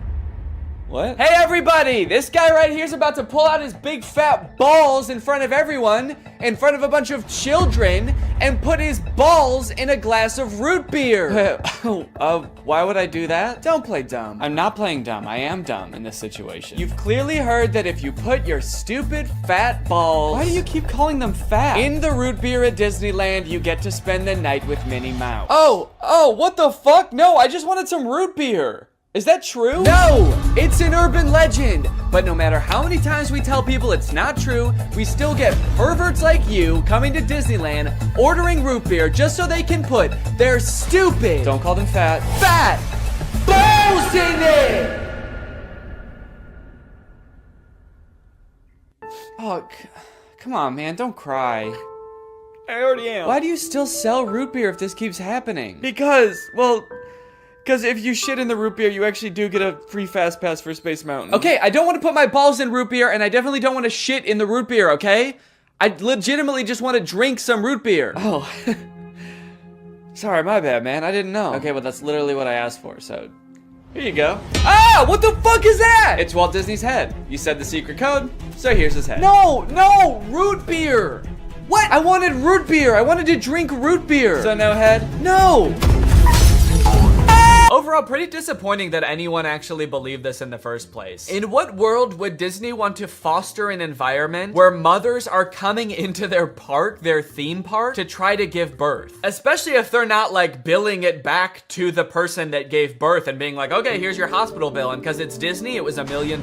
Now, by now, it should be no surprise to you that there are some people in this world that want to spend every waking moment of their lives at Disneyland, especially their most precious moments in life, which is why you can also get married at Disneyland. Let's take a look at some of the craziest places you can get married at Disney World. Starting at $12,000, you can get married at the Haunted Mansion in Disney World. But just like expecting mothers trying to sneak into the bathroom to pop out a quick person, couples are of course also trying to cheat the system and avoid paying to have their wedding at Disney. So they'll just like sneak in with like themselves, maybe a couple family members and an officiant, and just like have the wedding in like a somewhat secluded area of the park. Here we have an article that details a San Diego couple sharing their secret Disneyland wedding story. Not many people can say they secretly got married in Disneyland's Sleeping Beauty Castle. 2 years ago, Gabriel and Andrea had been saving up for their dream wedding at Disneyland. However, when they began looking for wedding options at the park, the couple said that the cheapest option was $12,000. Instead, they decided to spend their life savings on a house. Great move, honestly. No complaints so far. That's a very wise choice. So Gabriel and Andrea decided to have a secret wedding at Disneyland. The couple gathered Gabriel's oldest daughter, an ordained minister, a witness, and packed their bags, heading for Disneyland for what they called a guerrilla-style wedding. Now, I don't know much about weddings. I've only had one, but I do know that you don't generally want to have them guerrilla-style. Like when we were planning our wedding, that word almost never came up, I don't think. Just imagining them describing their wedding afterwards, like, yeah, it was so romantic. We hid in the bushes for 8 hours in the hot Florida sun wearing camo paint, waiting for the crowds to die down. You know, just sort of waiting out the crowds and the gunshots, the airstrikes. Airstrikes? Then we popped out and I said I do.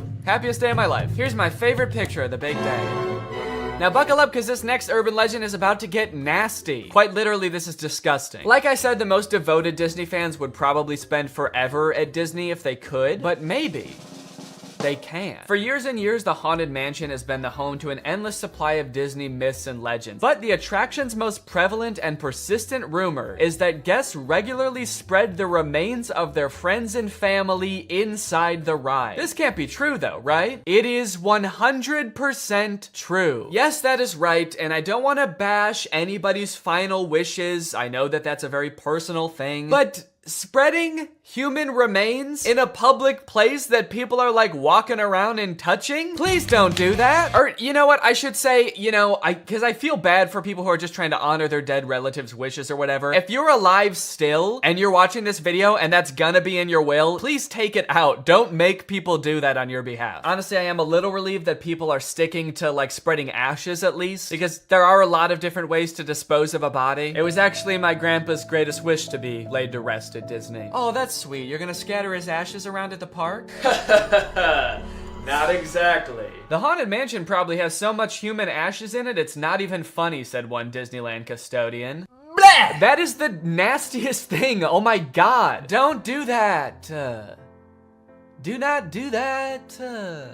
Please. People scatter their loved ones' ashes in the Disney parks monthly. Can you imagine just like being on a ride and the person next to you is dumping out ashes? Disney employees are literally aware of this too. They have to follow special protocols every time this happens. The custodians are used to identifying and vacuuming up these ashes. I don't know why I was surprised to hear they vacuum them up. Of course they do. It's a literal human corpse, basically. Of course they get rid of it. The people who are like requesting this happen to their bodies must know this, right? They must know that some custodian that does not willingly work in like a morgue or something is going to have to take care of that. This sounds awful for everyone. If you're the custodian, you have to vacuum it up, but if you're the person that just lost someone you care about, you have to know that they're just gonna vacuum it up. They might even make you watch. They have you come identify all the places that you scattered the remains, and then they just like make eye contact with you while they're vacuuming it up. This is going in the garbage now. We're gonna throw this in the garbage now. Say bye-bye. So when you're laying them to rest in the happiest place on earth, you're actually condemning them to forever in the suckiest place in the world. Yes, that is a very funny joke. And people will put them anywhere too. Like flower beds, bushes, the lawn at Magic Kingdom, outside the park gates. Outside the park gates? They'll put this shit anywhere too, you know, outside the park gates, on the highway on the way home, the McDonald's across the street, Universal Studios, shit anywhere. It doesn't really matter. I feel so bad for the employees that have to deal with this, honestly. That would be so scary. Honestly, even as a patron, you know, I honestly like going to Disneyland every once in a while. I think it's pretty fun. But next time I go, I am going to be terrified that I'm like touching human remains at all times. Especially now knowing that they put them everywhere. I'm gonna be eating a turkey leg and wondering like, is this actually some guy's leg? They're most frequently dispersed around the Haunted Mansion, which is kind of perfect if you ask me. Okay, this girl's actually a little bit too into it. But now this whole ashes thing, which is not really an urban legend, is actually true, has actually spawned urban legends out of it, as you can see here. Have you heard of the legend of the crying boy at the Haunted Mansion in Disneyland? The story goes a mother spread her son's ashes without permission from Disneyland, and you can see him crying as you're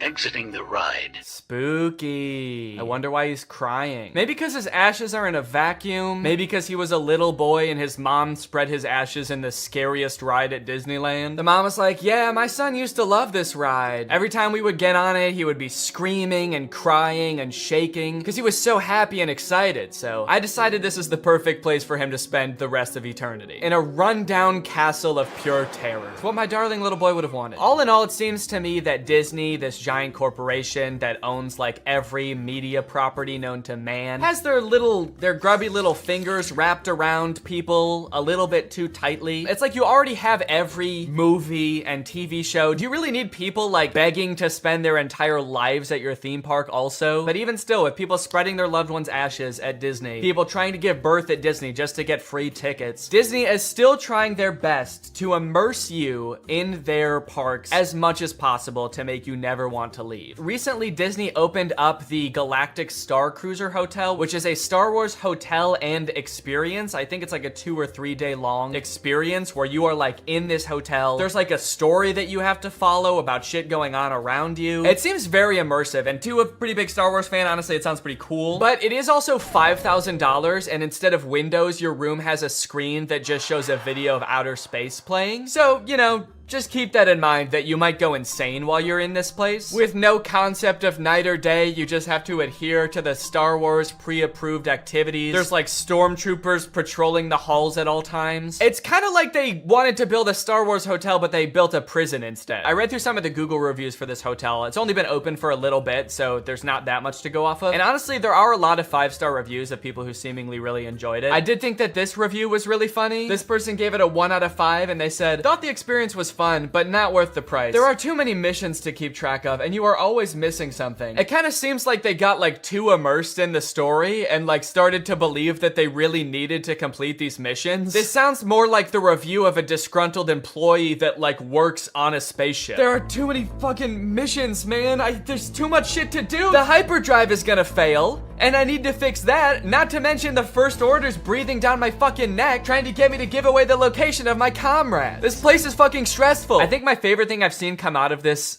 Star Wars hotel is this apparently now deleted ad for the experience that says strike unlikely alliances in your very own Star Wars story. Apparently when you come in, you can decide if you want to be like on the good side or the bad side. So this, holy shit, this place is metal, dude. This goes hard. It's crazy to me that you actually can choose to be on the side of like the evil intergalactic fascists, basically. You and your preteen daughter can don First Order uniforms and betray one of your favorite characters' trusts, Chewbacca, giving away his location and leading the First Order directly to him, who will take him away to be tortured and then eventually executed. It might be a little too immersive. It might be. We're gonna start hearing people come back and you're gonna be like, how was your trip? You went to the Star Wars hotel, right? And they'll be like, the guilt over my actions will haunt me forever. But I did what I had to do. It was honestly fucking sick. I loved it. And honestly, like, if someone offered to bring me there for free, would I go? Yes, I probably would. Yeah, honestly, I would like to go 100%. I would like to go. And as if living in an intergalactic prison day-to-day life is curated by Disney. Oh gosh, I feel like we have so much chemistry together. Me too. This has been great. This date was a lot of fun. I really haven't connected with anyone like this in a long time. Fantastic. How likely would you be to recommend this experience to a friend? What? On a scale from 1 to 10, how would you rate my performance? Performance? I thought you were just like genuinely interested in me, like romantically. Oh, perfect. So a 10 then? I really opened up to you. And you opened up to me. That's all just part of the story living experience. It's Disney magic. So that whole story you told me about how sad you were that you had to release your pet into the wild because it had grown to be wild. That was the plot of The Fox and the Hound. What the fuck is wrong with you? Thank you for riding Disney's Love Connection. Please make sure you pick up all your belongings as you exit the ride. Are you an animatronic? Please do not try to fuck any of the animatronics. Are you all animatronic? Have a lovely day here at Am I the only person that lives here? Anyway, that's the end of the video. It's time to talk about our sponsor. What's up? It's me, a hacker, and I'm so excited to steal your data because you don't have today's sponsor, ExpressVPN. You see, sending data over an unencrypted network is a lot like sending a postcard. There's no envelope to cover up your info and protect your sacred message. So any old creep with a little bit of basic computer knowledge and a little bit of free time can come along and check out all of your private information. I'm talking passwords, financial details, hell, emails. I'm gonna look at all of it. I'm doing it right now. Hey guys, I was just kidding. It's just me, Danny. Well, I wasn't kidding about most of it actually.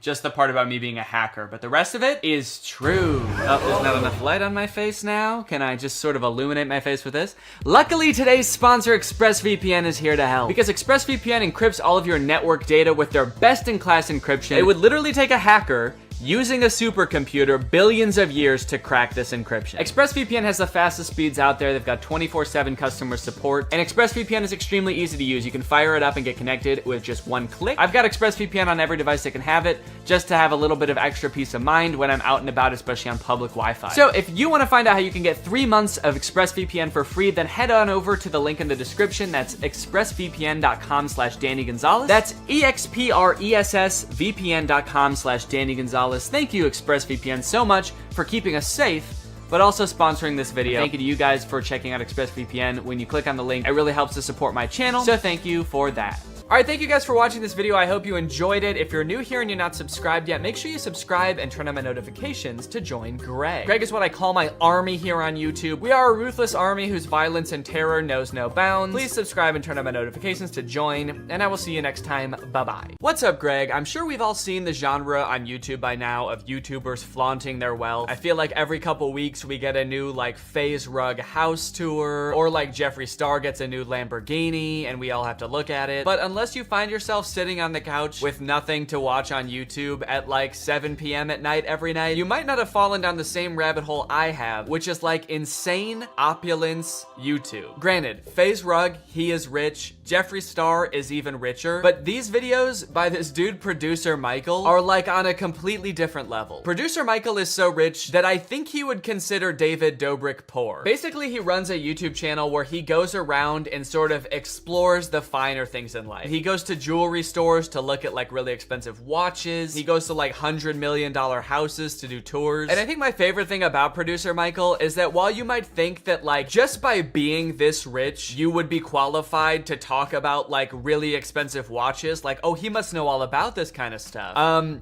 He is not qualified. He is perhaps the most clueless person that could possibly be doing these videos. In this TikTok, he is surprised to learn that he is in possession of and is currently wearing an earring that is worth $5 million. What is that thing you're wearing? It's a red diamond, would you like to see it? You don't understand. This thing right now, do you know how much this is worth? $5 million. Michael is the quintessential clueless rich person. He does not have a single clue what is going on. He is like unbelievably wealthy. The things that he shows off in his videos are so unnecessarily like ostentatious. And I think that's really clear in this video, $2 million diamond covered shoes. So we're back with Jason of Beverly Hills. This time we're in his VIP suite. So right off the bat, this is like a scenario that nobody's ever been in ever. So it's like the least relatable thing in the world. But I guess that's sort of the appeal of videos like this, is I guess you really get to see how like the most insanely wealthy people in the world live. I didn't even know that jewelry rooms had VIP sections. I don't think they're real gold. There's a lot of them, or it might just be a reflection, but it's really cool, isn't it? I love that. Yeah, it might just be a reflection, but I'm not sure. One thing you gotta know about Michael is that he's never gonna find out. He'll say in his videos a million times, it might be this way, and I don't know. And I can guarantee you right now, he's not gonna find out for you. He's just gonna kind of casually speculate on it, and then he's gonna move on. Would you like something to drink? Oh, yes, please. Sparkling water. Adam will have the same. I'm choosing it for him. Although, I do see beer taps back there. No beer, Adam. So stern with the no beer Adam. Like, I'm wondering, did something happen before? No beer, Adam. I feel like Adam has definitely had some sort of workplace incident involving beer. Wow, this is lovely. Oh, I already see lots of sparkly things. Wow.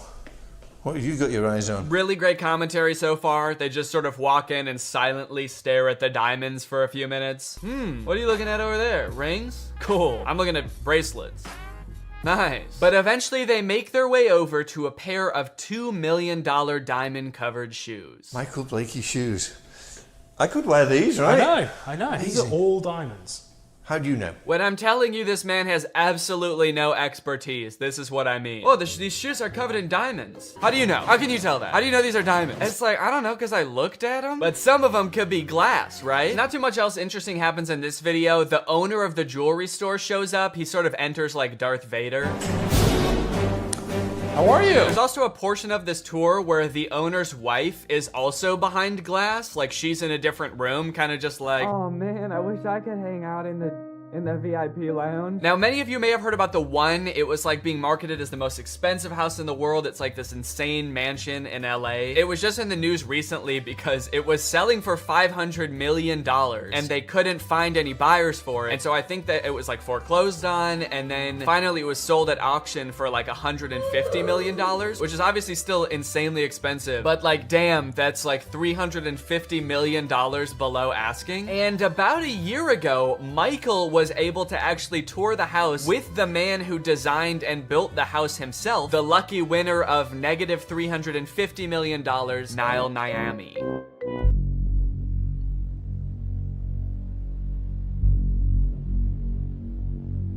They make it seem like this house is gonna be the coolest thing you've ever seen. Like we're about to see some really sick, like bat cave type mansion. But I gotta be honest, this house is so boring. Basically, if you can picture every modern mansion in LA, like the white tile on the floor and everything looks like angular, this is a Minecraft house. It's just a really big version of it. There it is, in all its glory. This house is so big it makes my stomach churn. The whole time I was watching this tour, I was kind of just like, I would feel so stressed living here, knowing that like on any given day, honestly in any given month or year, there's no way I could possibly utilize all of this house. A couple weeks ago, I bought this candle that I put on my desk, and then afterwards I realized that I don't really like how it smells that much, and so it's just been kind of sitting here, and I've burned it a few times, but just it sitting here is like making me feel bad for buying it, because I know I'm not really not gonna use it much. So to imagine a house that costs probably, I don't know, like 5 billion times as much as this candle, I can't do the math in my head that quick. It's a very stressful thought, and it really makes you wonder who is buying this house? Who thinks they need this house, you know? And in case you're wondering, it is like the owner of Fashion Nova who bought it. That's who bought it. So we are at the largest house in the urban world. And what gets better than that, we are with the one and only Niall, who is the visionary behind this. He built this. Yet what makes the tour even better is that we are getting a glimpse into the man, the absolute psychopath that made this house, Niall. This dude is an enigma. Him and Michael together are just like the two most eccentric rich people I've ever seen. The way they interact is wild, and after watching like 2 minutes of Niall, you'll be like, yeah, it makes sense that this is the guy that built this house. Whoa! Guys, I have never been in this house before. This is the first time walking through the door. Really great commentary, dude. You've just entered the most expensive house in the world, and the only thing you can say is, I've never been here before. And that's pretty, and I have no further comment on the matter. Like, how does this guy get these gigs, man? He does not know anything about anything. Wow, holy shit, this place is big. So that's the tour then, and I get to go home. Oh, there's more rooms? Oh, sick. It's like watching a cooking competition show, but like that master chef or whatever is trying everybody's dishes, and he's like, I've never eaten cake before, but this is good. This is cake. Yeah, it's pretty good. Is all cake like this, or is cake usually better than this, or this is good cake? Yeah, I like it. The house is surrounded by water, so we have little moats, and we have a total of 7 water features and swimming pools combined. But this office, you'll see every single wall in this office touches water, so it's like it's floating. Yes, that's exactly what I want when I pay $500 million for a house. I want to look out the window and see what looks like a mall, like wishing fountain. Is it just me, or is this like the ugliest like water feature in a house you've ever seen? Like the tile grout already has like a ton of dirt in it. There's like a filter thing right here. I feel like they could have done more to make this look nice. Also, what the fuck, dude? Nobody needs a moat in their house. So the next room we're gonna go to is the formal living room, and the formal living room, I designed it like the Plaza Hotel in New York, where you could have multiple meetings at the same time. It was very important for me that the house feels comfortable and warm. He just said I wanted this house to feel warm and comfortable. This is the least warm and comfortable house I've ever seen. His feet are literally like squeaking on the floors of the hall as he walks through, and he's still like, yeah, this place is nice and warm and comfortable, huh? Nice and homey feeling in here. I don't at all feel like I'm walking through a mall right now. Every piece of furniture in this house is like so sharp it looks like it would cut you, and he's like, yeah, it's really like inviting and friendly, right? Check this out. Is this not the Four Seasons? I Or feel the like Plaza. I'm in the One Four of the two. Seasons. Is that a good thing? Yeah, I kind of wanted the living room, the place where you like relax and unwind, to feel like the lobby of a hotel. And then for the master bedroom, I wanted more of an intimate feel. So for there, we kind of went with like a Cheesecake Factory vibe. And just like the Cheesecake Factory, there is a lot on the menu in there. Yup. And the view today is a lot of overcast, but still, you know, the thing that is crazy. Great banter between Michael and Niall. You know, the thing that is just sort of talking over each other constantly. This next part, we get a glimpse of how truly weird Michael is. They go outside to look at this sculpture, and Michael is like really excited because he gets to walk on grass. This is going to be a first. I never walk on grass. A lot to unpack here. First off, he says, I never walk on grass. And I think he's talking about just his house tours. I don't know why. I mean, like, most houses have some kind of grass yard, right? Especially ones this big. But he could also be talking about just like in his everyday life, like this man is so rich that he's never walked on grass before. And it kind of made it seem like it, because if you go back, like, he kind of looks like a dog with an electric fence, where he's like kind of walking along the edge of the tile trying to follow Niall, but he can't because he doesn't want to walk on the grass. I just want to know more about Michael's story. Like, who are you, dude? Father never let me walk on grass as a child. He said grass is for the peasants that live at the bottom of the mountain where our castle resides. This is real grass, and I'm going to walk on it. There you go.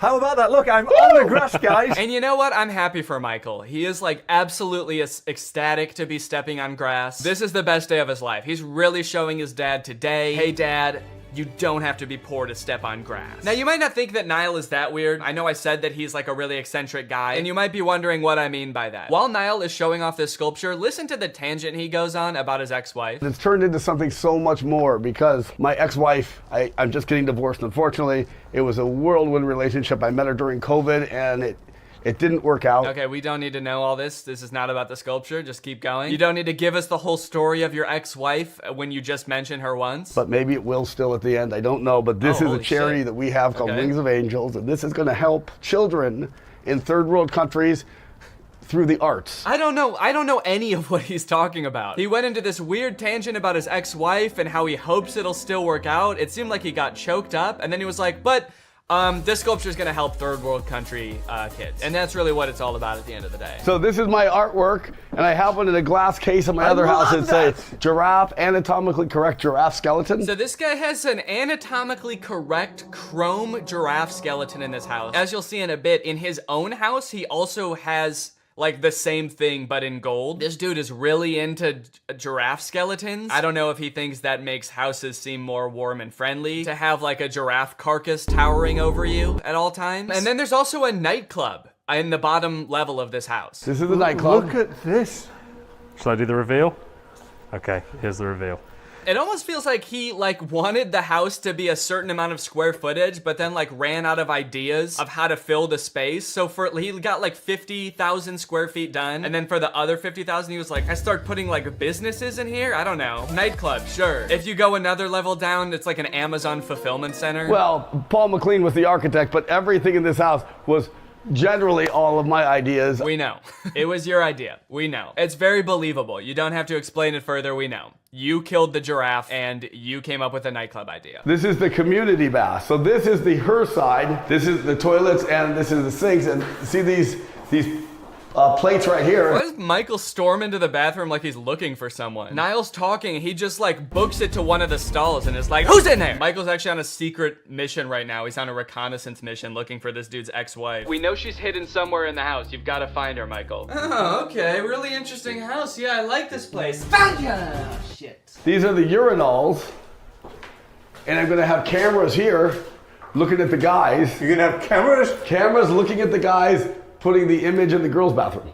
Out of the box thinking. Out of the box thinking. You see, most people wouldn't think to do that because it's illegal. But I'm thinking outside the box of what is like morally acceptable. It's a normal thing like a guy would do. Now I'm thinking like the girl. Get in the back for a minute. He's like, you know how that's a thing that guys are always doing? A thing that all guys are doing? And it's like, no, not really. I don't think all guys are doing that in nightclubs. And he's like, yeah, you know how I'm always doing that? You know how I'm always putting cameras in the girls' bathroom? Well, now I'm gonna do the opposite. I'll show you the theater.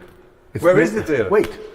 It's very hard. We just saw the real Niall for a second. Oh, where is the theater? Shut the fuck up! You speak when you're spoken to. Or, it's over here. Hard to see this because my ex that I met 8 months ago, I'm married. It didn't work out because she's from Argentina. She doesn't listen to me, blah, blah, blah, blah. He said it didn't work out because she's from Argentina and she doesn't listen to me. My two biggest turnoffs, dude. Kind of feel like you would have known at least one of those things before you got married, but I don't know. She's from Argentina. She wouldn't listen to me. She told me to stop mutilating exotic animals, blah, blah, blah. She told me that my giraffe-sized vat of molten gold in our living room was too expensive. But it's still hard to see because we were like soulmates, like deeper connection that you could ever imagine. No. So it's hard. Dude, you gotta stop bringing up your ex-wife, man. 10 million people have seen that first video and 4 million people have seen this one. You can't be airing this stuff out like this. Rich men will do a $500 million house tour instead of just going to therapy. I struggle to properly articulate how I feel when I watch videos like this, because on one hand, like, it is entertaining to see how like insanely rich people live. I think another part of it is sort of like a what is that word, like Freuden?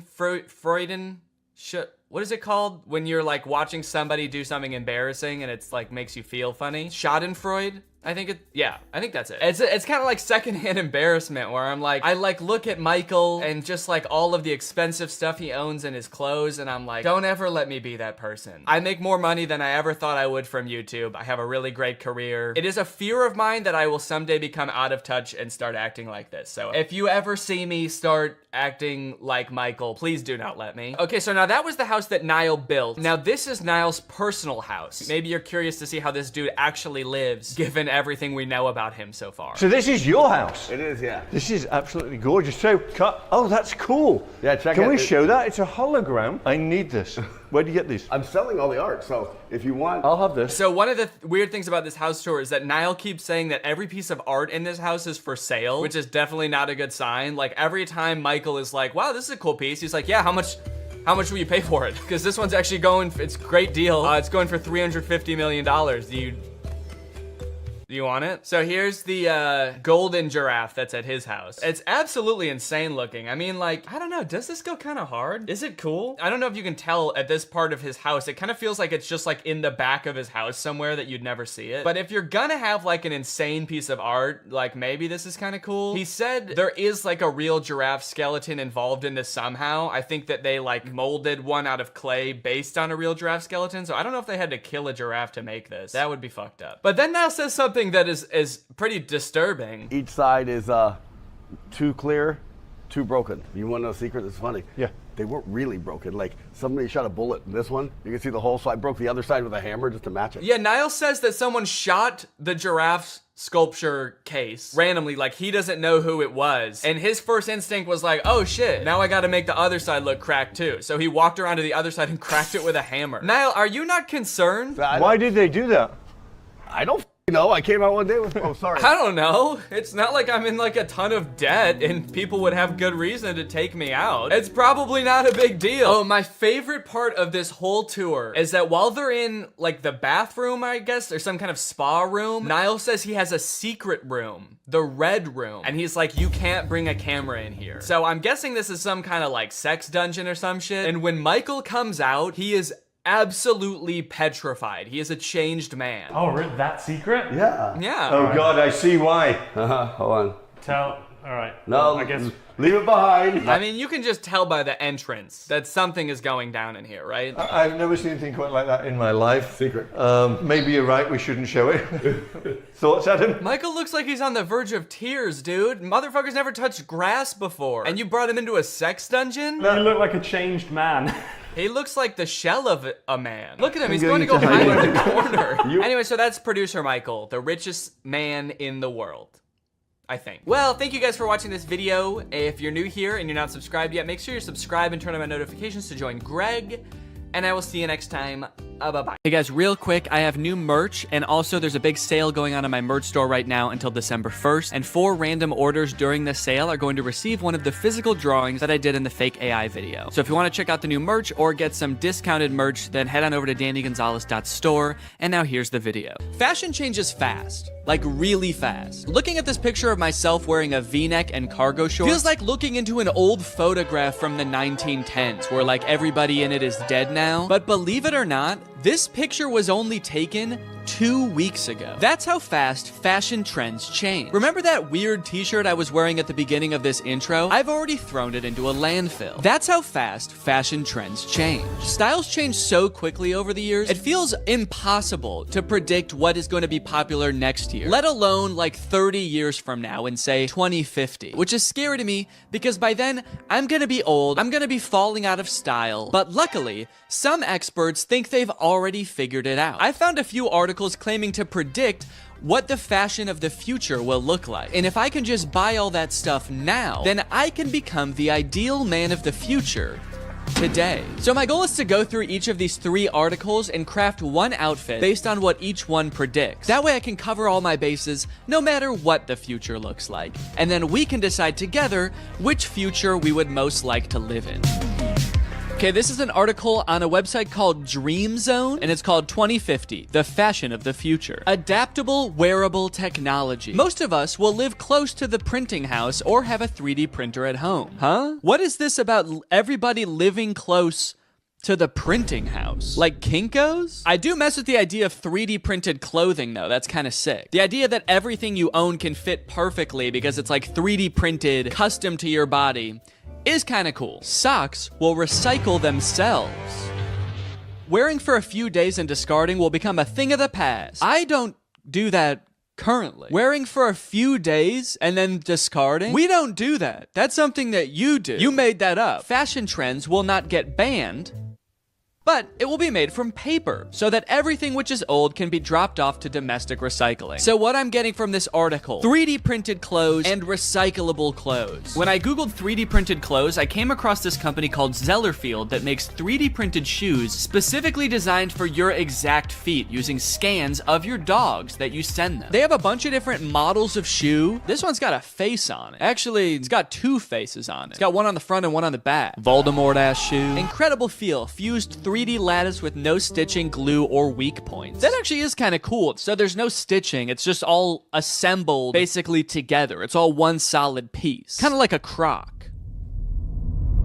Are these just Crocs? Easy to clean, breathable, machine washable, and odor resistant. It's breathable? It looks like a big solid chunk of rubber. I don't know what the consistency of this shoe is gonna be, but I guess there's only one way to find out. The process of scanning my feet was a little bit different than I anticipated. I wasn't so much scanning my feet, so much as taking one very specific picture of both my feet next to a piece of computer paper. To find some more kind of eco-friendly clothes like this article was talking about, I Googled clothes of the future and found this company Volback. They make a shirt called the wooden t-shirt. This is the first t-shirt to be built from wood and colored with wood. Now it looks like a pretty normal shirt, so I guess they figured out some kind of way to make fabric out of wood, which is pretty cool. Unless this is all like an illusion and this really is just carved out of wood. I guess he's not moving that much in these pictures. What if it is just like a stiff board of wood and it actually doesn't have a back either, so you just put it on like a chest plate. So I'm gonna order a medium wooden shirt. Lastly, I found some compostable underwear. These are just boxers made out of 100% cotton, which means that if you put them in a composter, they will turn back into dirt. Made by nature and designed to return to nature in 90 days. You can soil them and turn them into soil. Add to cart. This article, What Will Fashion Be Like 20 Years From Now, is from the BBC, and it introduced me to a pretty interesting concept. The project hints at a future where we will all be able to download content to our clothing viewable through AR glasses and present ourselves differently to everyone around us. So the clothes of the future could be no clothes at all. We're all just wearing like AR glasses, and that's projecting the clothes onto us. I guess this would cut down on clothes waste. A ton of clothing every year is thrown into landfills, but if all the new stylish clothes was digital, there really wouldn't be as much waste. That is, if you don't take into account the AR glasses that we're all going to be wearing, and how a new one will probably come out like every 6 months that have electronic components in them, and then those will be the things ending up in landfills. And also, we do still have to wear some clothes.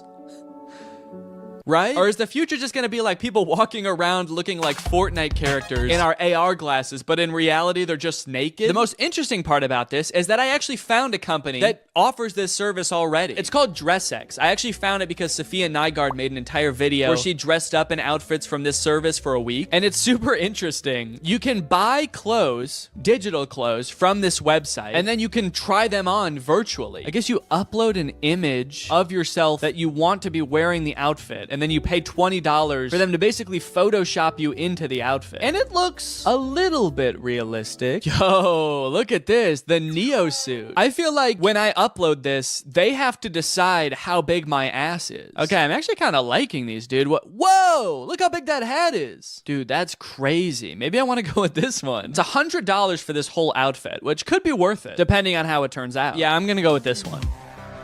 This article is called Fashion Trend Predictions. What will clothes look like in 100 years? Fashion in the future might be entirely different to anything we can predict. Okay, so they're basically starting off by being like, we have no clue. Everything in this article is probably wrong. Formulated after the sleek form of smartphones and other tech devices, the fashion industry may be heading towards the use of futuristic looking clothing. Okay, so our fashion in the future will be based on smartphones, which are something that we have today and probably like won't have in the same form 100 years in the future. Also, that sounds terrible. I don't want to dress like my phone. I'm all metal and gray. I have a giant speaker right here and a giant microphone down there. Okay, this one also says clothing designed for VR glasses. So I'm thinking VR glasses are gonna be a big thing in the future as well. So maybe I should incorporate that into this outfit too. I mean, I guess glasses with like a camera on them does kind of correspond to the whole smartphone theme. The use of artificial intelligence in the fashion industry may end up having the ability for clothing to change colors, temperature, and size. Wait, doesn't that already exist? I swear I've bought a shirt from like a gift shop on vacation before that changed colors if I was in the sun. Okay, so for this version of the future, here's what I found. Some augmented reality sunglasses. I didn't even know technology was this far, first of all. AR technology? They can just make them in sunglasses now? You can just sit down with your sunglasses and be in front of a giant theater screen. Why does this feel like this is a scam or something? It has 1,500 ratings and it has good reviews. So I'm gonna get them, honestly. I'm honestly kind of just curious and I want to try them. Next up, remember how I said giant speaker right here? Giant speaker right here. This is a Bluetooth hat. Plays music out of it. It's only $15. It's incredible. And then I don't know, like a color changing shirt, but maybe I can get some kind of like metallic pants or something to go along with it. And that'll kind of complete the look. With 3 futuristic outfits chosen, it was time to start testing them to see which future I would most like to live in. Here we go. This is the hat. Warning, to avoid danger of suffocation, please keep this bag away from babies and children. When you take the hat out of the bag, there should also be a warning. It should be like, now don't use this hat near anyone else. Don't use this in public around any other people. It's gonna weird them out. It's also gonna be super annoying. My initial impression of a lot of these products was not great. Connected. Yes. Sound quality did not sound good, guys. I have to say that does not bode well for the test of this. The color changing shirt was super confusing. My hot breath would make it change colors, but when I would put my hot hand on it for like a minute straight, it wouldn't. What the hell? Barely changed color at all. How hot is my breath that did it and nothing else does? Oh, yeah, okay, so this is the robot onesie that I ordered. Onesie? Is that the right word? Like, that's the word for a baby outfit that's all one thing. Is that like that for people too? Or like adults? People. I know it's like that for babies, but what about like humans? Human beings. But what I'm most interested in trying is these AR glasses. So let's get the whole outfit on and see how they work. Ah, whoa! Holy shit. Oh my God. Whoa, that's actually kind of cool. So my whole laptop screen is like suddenly appeared in my glasses. No matter where I look now I just see my laptop screen. You can fully see it on the camera. you can't see your eyes anymore. You just see my laptop screen. Of your laptop screen. Wait, that gives me an idea. Hold on. So you can see perfectly what's on my screen? Yeah. Interesting. Okay. How do I look? I didn't realize when I bought these that it seems like you have to have them plugged into your laptop or phone in order to use them. So it's not like you can just be walking around watching the new Mr. Beast video as you walk down the street. You have to be carrying a laptop with you too. But I do think that there is a real use case for this outfit. With all this potential for stimulation strapped to my body, I can become like a permanent iPad baby. So I turned on a food theory video, I started blasting some futuristic music out of my hat, and started playing some stimulating videos of kinetic sand on my glasses. Okay. Oh, this is crazy. The image of the kinetic sand is way bigger than the TV. So there's like a one TV with mat pad on it, and then a way bigger translucent TV with kinetic sand playing. I can't really imagine a use case for these glasses. It's pretty awful, actually. So much stimulation that everywhere I look, all I see is kinetic sand being cut. And it's also kind of making me nauseous. So I think I'm gonna go get some water. Luckily, today's video is sponsored by Air, which is a great and unique way to meet your daily water requirements. You see, guys, while you just fill up your Air with regular old tap water that your government provides for you, when you put on a scent pod and you activate it like so, pop it right into place, suddenly the water has taste to it. And I'm talking good taste. This scent pod I got on here is raspberry lemon. So when I drink through my air travels into the scent pod, out through the nozzle, and into my mouth, creating a flavor experience like I'm actually drinking something flavored like raspberry lemon. But it's not actually adding any chemicals to the water. I like this because I like drinking a lot of water, but sometimes water can be a little bit boring. I want to spice it up with a little bit of flavor, but I don't like adding in chemicals, sweeteners, artificial sweeteners to my drinks. This doesn't add in anything, it just adds in scent. It's science. And it just seems like you're tasting raspberry lemon, which is a pretty good flavor. And guys, it's the season of giving, so what better time to give a family member or a loved one a gift with taste. Which is why, Jake, actually, I have a surprise for you. What? For doing such a good job filming this video right now, I got you this. Oh my god! And there's actually an Air Up in here too, it's not just the box. So there you go. And I also got you your favorite flavor, cherry, to go along with it. Oh my god, that's my favorite flavor to go along with it. That's what I just said. Yeah, sorry. Air Up is a great gift for anyone who likes to drink water, which is everybody because you need water to survive. And from November 20th to the 27th, you can save up to 40% on all orders. That's because they've got Black Friday and Cyber Monday deals going on right now, and it is their biggest sale ever. So if you want to check it out and get a family or friend or a loved one a gift with taste this year, click the link in the description, get up to 40% off on all orders. And now, so I was just watching more videos about Air Up on here. So cool. Thanks to Air Up for sponsoring this video. Now back to the video. For the virtual outfit, before I even purchase it, I have to take the picture that I want them to Photoshop me in, because that's part of the checkout process, is uploading that picture. So that's what I'm gonna do right now. Now, the outfit is so kind of edgy and dangerous looking that I gotta pick a cool location for it. So that's why I'm out and about. I have to find a cool location for it. The big issue with that is that the top is like a mesh top, which would usually be worn with nothing underneath, so that you could kind of see, you know, my belly button, my nipples, whatever. But if I'm looking for a cool location, that's gonna be a public location, and if I'm in public, I'm not gonna be walking around taking pictures with my shirt off. Filming in public is already embarrassing enough. I don't need to take my shirt off. But look, I'm wearing like kind of a skin colored shirt. Maybe they can just Photoshop my shirt off anyway and give me like rock hard abs. That would be sick. So I'm just gonna take a picture and send it to them and see what they do. I'm just wearing regular clothes. I'm wearing jeans and a t-shirt and shoes. And so I'm just gonna try to find like an edgy location to take a picture of myself. Well, I took a little walk and I looked around and I found this. A skate park. Also the smallest bleachers I've ever seen to watch people at the skate park. Guess they're not anticipating like a ton of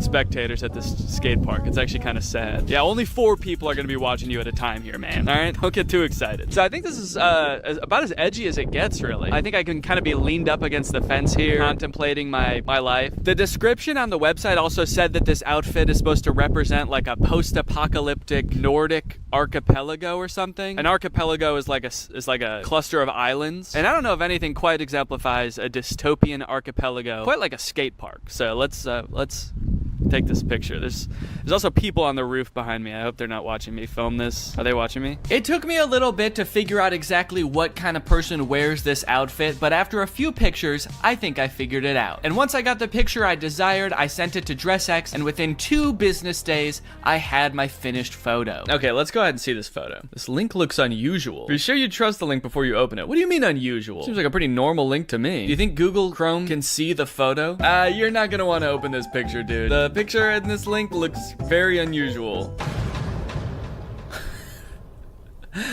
Okay, very, very interesting. I like it. I like it a lot. This is... Wow. Yeah, I mean, it looks like I'm wearing the outfit. I'll give them that. I like that they left my Apple Watch on and my shirt. This has got to be the dorkiest anyone's ever looked in this outfit. I sent the picture to Laura. I was worried she was going to say it looked super fake and also would hate the outfit, but it turns out she loves it. Eventually, I'm going to post this picture on Instagram to see what everybody thinks, but before I do that, I have to get pictures of the other outfits too. So without further ado, here's the next outfit. All right, well, it's been a month since the last part of the video that you just watched. Our son arrived about 2 weeks early, so I had a little bit less time to film this video than I thought. Whoops! So yeah, I'm a dad now. I've been taking the past month off of social media and just like taking a break from filming and stuff, just to hang out and get to know the little guy. He's awesome. He's very chill so far. Does a lot of sleeping, does a lot of pooping. And all in all, it's probably been the best month of my life. This has been fantastic. It's been amazing. Everybody's healthy. Everybody's doing great. The delivery went great. About as good as you could ask for, honestly. But being that I am a dad now, I do kind of have to reevaluate my content, you know? I have a son to raise. Do I really care about becoming like the trendiest man 30 years from now? My son's gonna be 30 years old in 2050. Okay? Or something like that. I don't know. Somewhere around there. Or do I really want to be worried about keeping up with the hottest trends of the future? Yes. Of course I do. Even more so now. This child is a very cool child. And you can bet he's gonna have cool friends with even cooler dads. You know they're gonna be showing up to birthday parties in the hottest 3D printed shoes and the stiffest wooden t-shirts, alright? So if I don't get ahead of the curve now, I'm gonna be a laughingstock amongst this boy's friends and their dads. Which is why I've got this one last outfit here before me, and I think this is really gonna be the one that takes the cake. So I unboxed the biodegradable boxers. Oh yeah, these will fit just fine. I unboxed the wooden t-shirt. First impressions? It does not feel like a shirt. Even my dog's natural instincts are like, ooh, that's a stick. Must fetch shirt. And I unboxed the 3D printed shoes and this hat. Whoa. Okay, they also sent me a hat. This very cool hat. Buy my shoes on Zellerfield.com. Hey, wait a minute. I didn't send them pictures of my head. How did they know how big my head is? Wow, dude. Okay, look at this. Wowee, man. These shoes impressed me from the moment I took them out of the box. They are breathable. Yeah, I can. That's actually kind of crazy. Wait, how does that work? And they fit pretty well. At first. Huh, well. My toe ends about here, so there's like this much space at the end of the shoe, but I actually think that that is kind of how you want shoes to be, because you don't want your toe rubbing up against the front of the shoe. So, okay. Why do I look like old-timey in this shoe? With this long sock and my pants ending there. I look like a pilgrim or something. For whatever reason, the left one is a little bit more uncomfortable. Let me stand up and just, yeah, I can definitely still feel that a little bit. You know what? No, I think these are too big. I actually think they are too big in the toes. I feel like I've got a lot of extra space there. But I wouldn't know the full extent of it until I put the full outfit on to test. The very first thing I noticed is that when I put this shirt on, it was like weirdly cold. Like usually when you put clothes on, it warms you up right away, but the shirt has like a weird cooling effect to it. And it's like, it just feels cold on my body. Does it feel cold to the touch to you?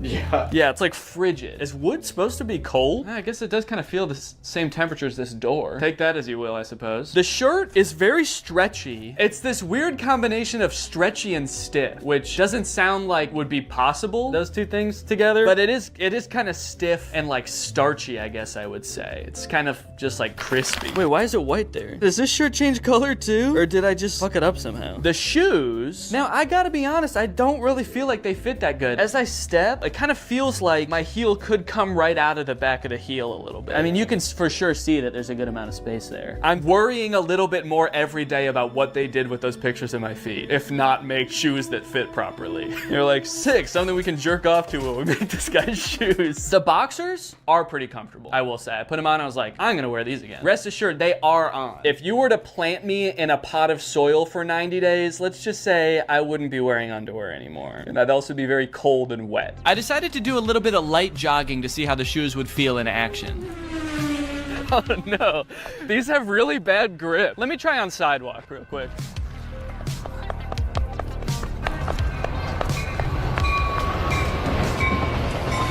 Great, sorry.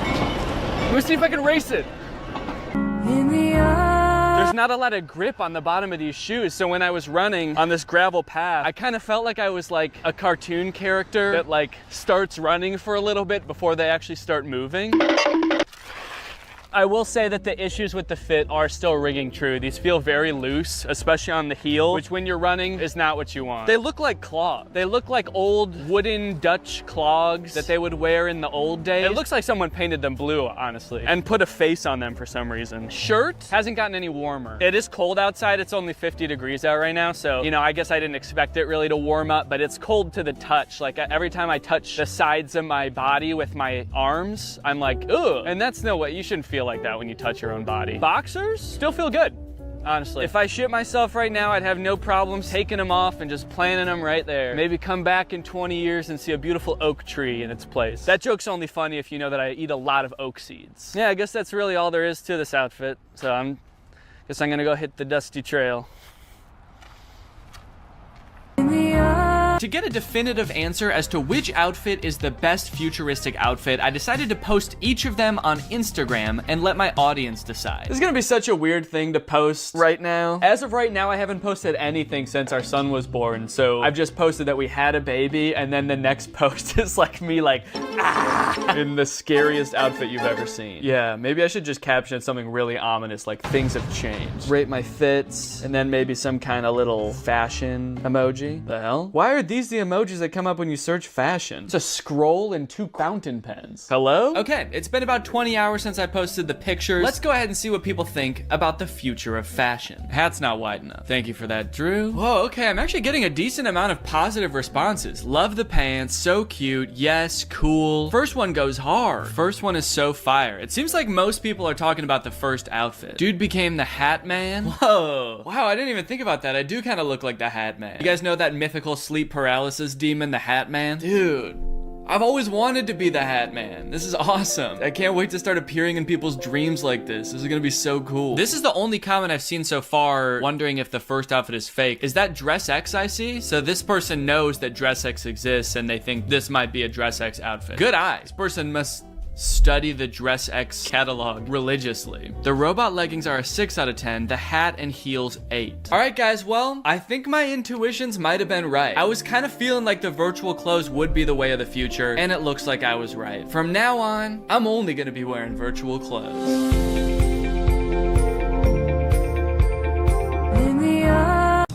This house is a disaster. Toys everywhere. Dirty dishes in the sink.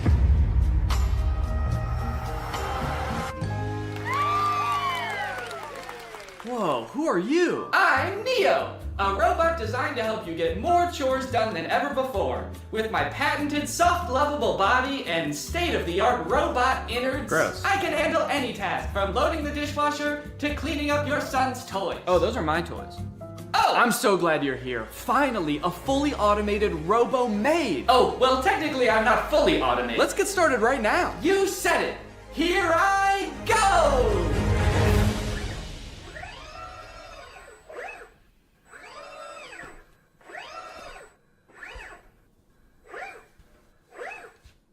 Okay, are you good then? I'm fine! Okay, I'm just gonna get to work on a video then. Splendid! I'll just be up here working in a tremendous amount of pain! What's up, Greg? Today I want to talk about a topic that has been fascinating me for years. The progress of humanoid robots for the home. On the surface, this seems like maybe one of the best use cases for AI. A future where none of us have to do chores anymore. There's just some little metal freak who lives in your house and gets off on doing them. A few years ago, we could barely get robots to stand up straight, and even when they did, they looked creepy as hell. Do you guys remember Sophia? She was that scary-ass robot that was going on like talk shows 7 years ago to show off her state-of-the-art realism. This video of her on Jimmy Fallon got 25 million views. I think she thought they were gonna kiss, dude. Look at her hands reaching up to his face. She's like, kiss me, Jimmy. Kiss me like you did backstage. Jimmy's like, guys, I think your robot's acting weird. She's saying crazy stuff. Fuck me, Jimmy. Every popular video that Sophia was in was from like 6 or 7 years ago, so I'm not really sure what she's up to now. This is the last video that was posted to her YouTube channel. It was 5 months ago. Sophia, you know me, right? I'm your father. You know what I can't wait for? Is this the first time you've talked with a robot? I hope this isn't too weird. We're going to have to break you to rebuild you. And I need your help. Okay, so she's not doing well at all, I guess. That was terrifying, man. I was like, hey, we haven't heard from her for like 6 years. And the last video that she posted, this guy is like, I'm your daddy. Remember me?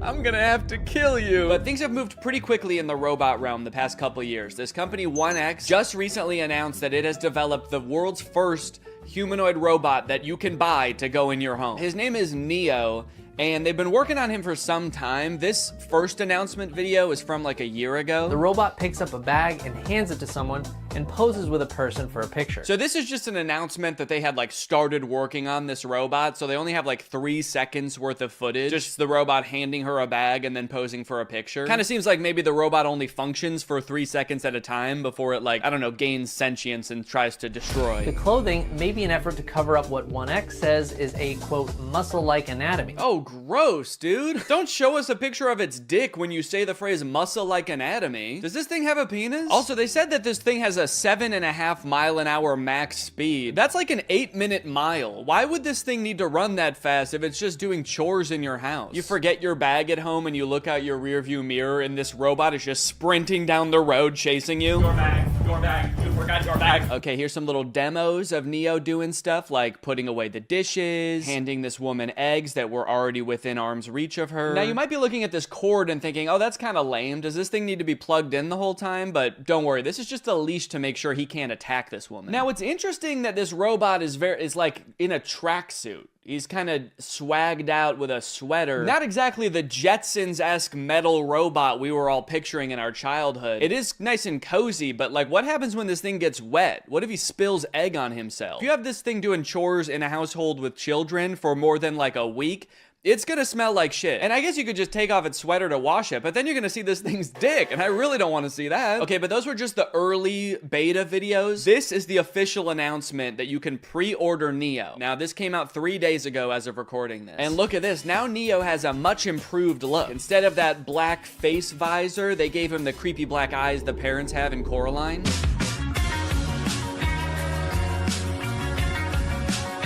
They're doing this kind of creepy thing by shooting some of the video in what looks like 8mm film. Give it this kind of nostalgic look, almost like Neo's here, but he's always been here. Neo's always been a part of the family. Just invite him home. Invite him in your bed. They're making clothes for Neo. This whole ad does kind of read like they want Neo to also be your friend. Yeah, no thanks. I don't want to buy a fancy Roomba that wants to be my friend. What's next? You want me to hang out with my broom? No chance.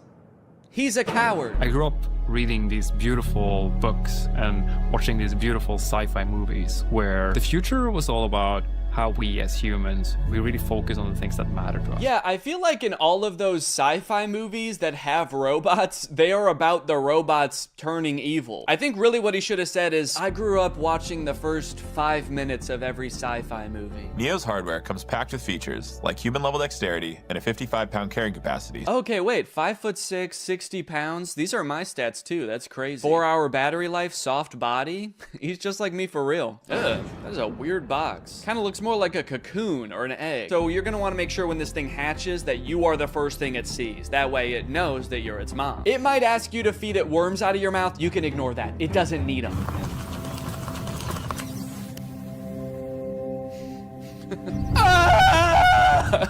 That's just its startup sound. Don't worry, it's not in any pain. Hey, I'm Neo. I'm here to help around the house. What's your name?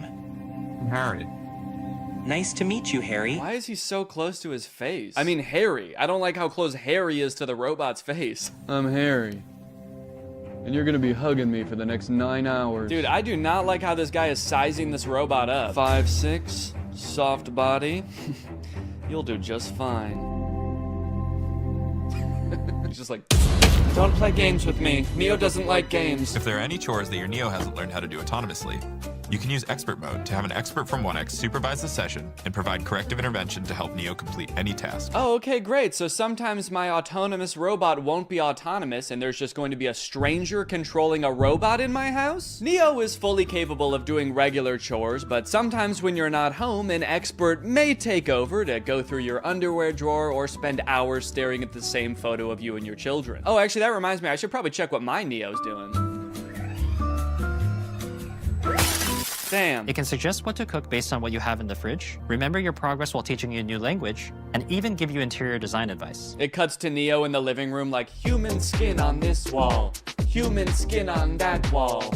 human skin everywhere. Honestly though, I feel like if you ask it for product recommendations for anything, there's like a huge opportunity for companies to put like use this as an advertisement basically. You're just quietly reading and he pops up behind you and is like, I noticed you haven't been shopping at Walmart as much lately. The aesthetic in here is whack as fuck. Let's go buy a new rug at Walmart now. Hey Neil, can you take this cup to the sink for me? Wow, I like that he does everything with his head down with a forlorn demeanor. As Neo does more chores, he will become, of course, more efficient, but also more resentful of you and your family. What's up? I'm Dale, and I work at 1X as a remote operator for the Neo robots. Mostly, I step in when Neo's asked to do something he hasn't been trained to do yet. So that would include things like wrapping presents or hanging pictures? Oh, Neo! It's scrubbing time! Yeah, just like a wide variety of stuff. Right now, I mostly just work for one guy. He's constantly asking Neo to do things that the developers never would have possibly imagined. Neo, cheer for me. Like you want me to clap? Root for me, Neo, now! Okay, alright, yeah, here goes. I'm gonna go to bed. Now that Neo's doing all his chores, it must be awesome to see how he spends his newfound free time, right? No, not really. I just bought another Neo. Kill him. I think he might be evil. You mean before he got Neo, his life was stressing him out? No, I just mean to his core, he's an evil man. It's as if winter's icy chill has, I don't know, turned his heart to stone. Okay, so he's like a villain from a movie? He's always making evil plans. You know what? That's a great idea. 1 second. Neo, do you know how to make nuclear bombs?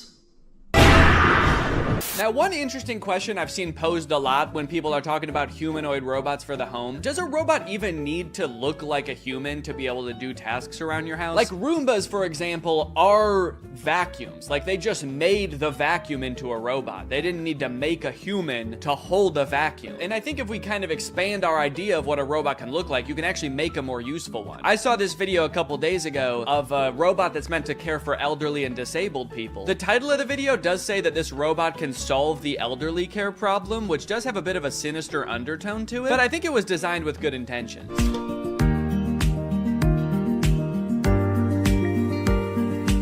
Now this whole ad is in Chinese, I think, and there's not like any link to buy it in the description. I even tried Googling this thing and I couldn't figure out what it is or if it exists in real life yet. So I don't know if this is something you can pre-order or if it just sort of shows up at your grandparents' house when they reach a certain age, just sort of creeps through the door like Nosferatu. But it's kind of interesting. It has more functionality than a humanoid robot. He's got, you know, creepy little claws for touching your grandma. And he's got a little seat in back so he can kind of double as a wheelchair too. This whole ad again is in Chinese, so I'm not exactly sure what he's saying to her here. I really hope he's not being like, shut up, you old bag, get in the fucking chair. So look at that, she can sit on him, she can use his little hand to like move him around like a joystick, and I think it says that this thing can top out at like 80 miles per hour. Me personally, however, I'm gonna make it my life's mission to make sure that my children never find out that this exists. Boys, if you are watching this, this is officially my will now. Do not send me to live with this thing.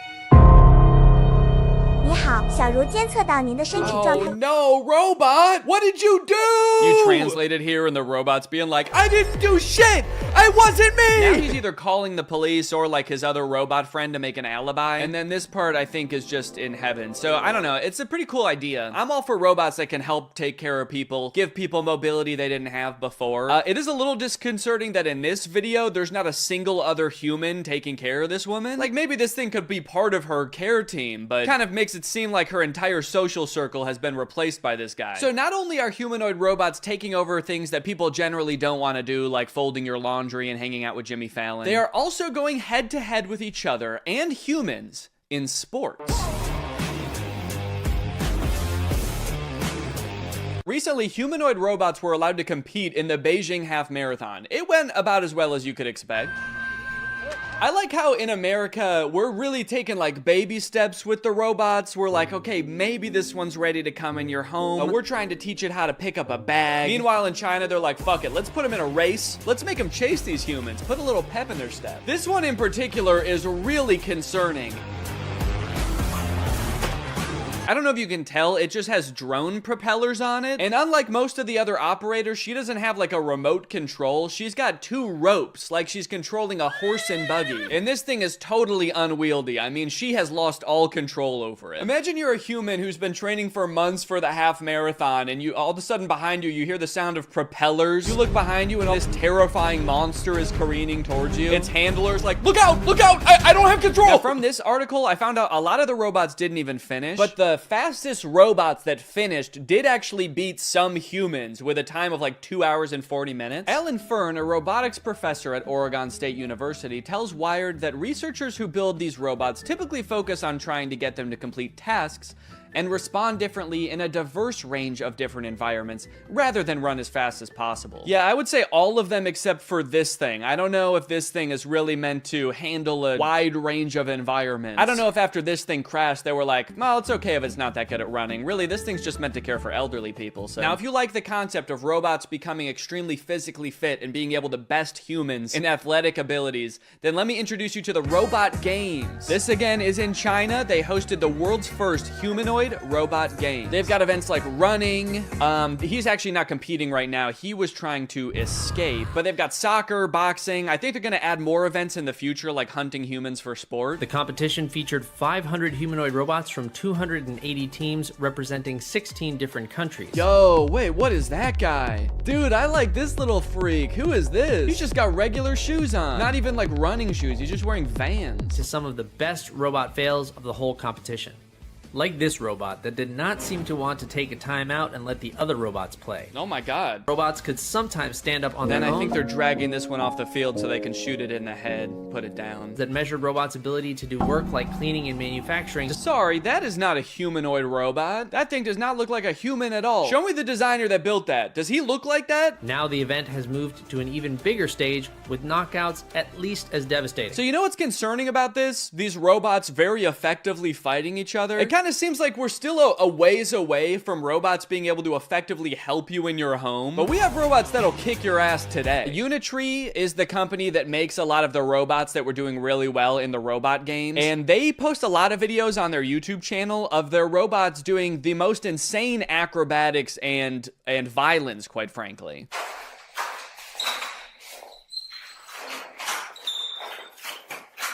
Yeah, sorry, we haven't quite figured out how to get the robot to fold clothes. We've been focusing on much simpler and practical tasks, like triple axel backflips and disarming a man trying to defend himself. All right, now I do want to get back to the Neo robot because there is a huge glaring problem with it that I feel like is going to turn a lot of people off from it, and it's going to make it like insanely impractical. But I did find this article that's called Famed Roboticist Says Humanoid Robot Bubble is Doomed to Burst. Now, I'm not a roboticist, let alone a famed roboticist like this man. But in this video, he's kind of echoing what I was saying earlier. Basically, he predicts in 15 years, successful humanoid robots will actually have wheels, multiple arms, and specialized sensors and abandon the human form. So the good news is, I sound really smart because he's echoing what I was saying earlier. The bad news is, the robots he's describing are way scarier than the humanoid robots we already have. He's like, don't worry guys, the robots we have in the future won't look anything like these ones. They're gonna have 8 legs, pincers, and feed on human bone marrow. Okay, so back to Neo. This is a video that the Wall Street Journal posted of one of the reporters reviewing the Neo's current state of development. And I think it was posted on the same day that 1X announced that Neo is available for pre-order. Yeah, so we touched on this a little bit before, because in their own ad, they even say like an expert might have to take over. But it turns out,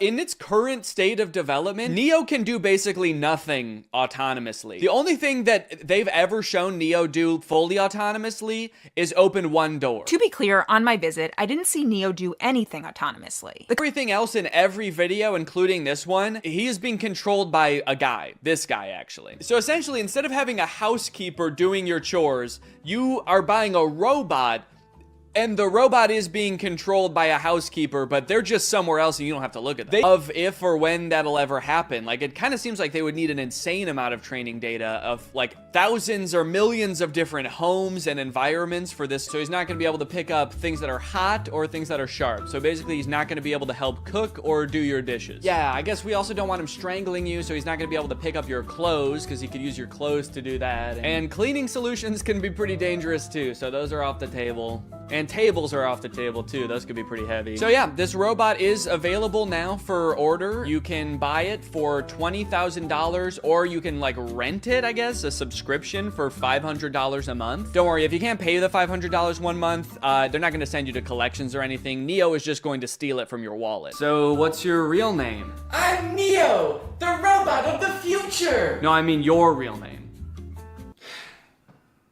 It's Derek. Derek, if you're a human controlling the robot, why do you have to move so slow? Oh, I'm actually being controlled by a different person in a call center in Bangladesh. And he's making you move slow? Well, he's being controlled by Grok. Oh.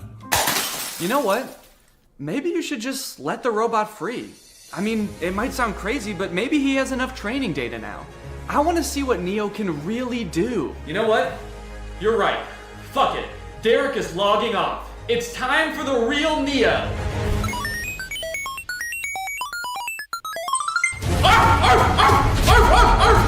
What the fuck? A dog? Why would you be a dog?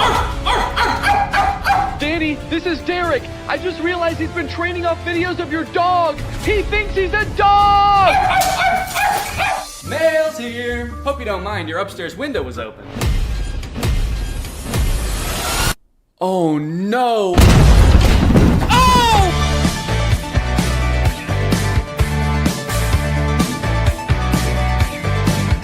The story of a Willy Wonka experience gone wrong in Glasgow, Scotland has taken the internet by storm, and I love it. I don't think I've ever in all my life seen such an impressive and inspiring dumpster fire of an event. It is just mwah.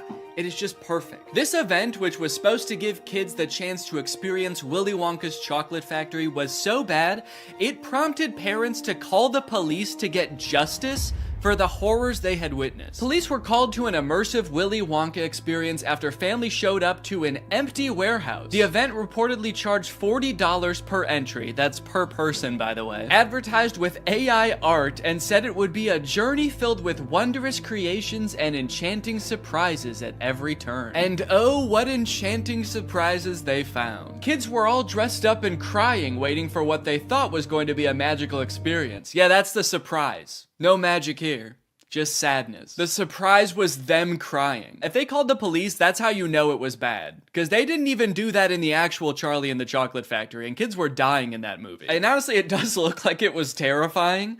Take a look at some of the images of the abandoned warehouse that parents had to spend $40 to gain access to. Okay, here we have some sort of chocolate fountain with murky brown water floating in it. We have one bouncy castle that can fit like 3 kids. Giant empty space filled with table and chairs. You're probably thinking there must be something pretty good to eat here with all these table and chairs. Probably some pretty tasty chocolate, right? No, there was no chocolate at this event. These photos look like a crime scene, dude. These look like Willy Wonka had to flee the country after the FDA found fentanyl in his chocolate. So he has to post up in an abandoned factory to keep the business going while the feds are after him. You got this lovely scene.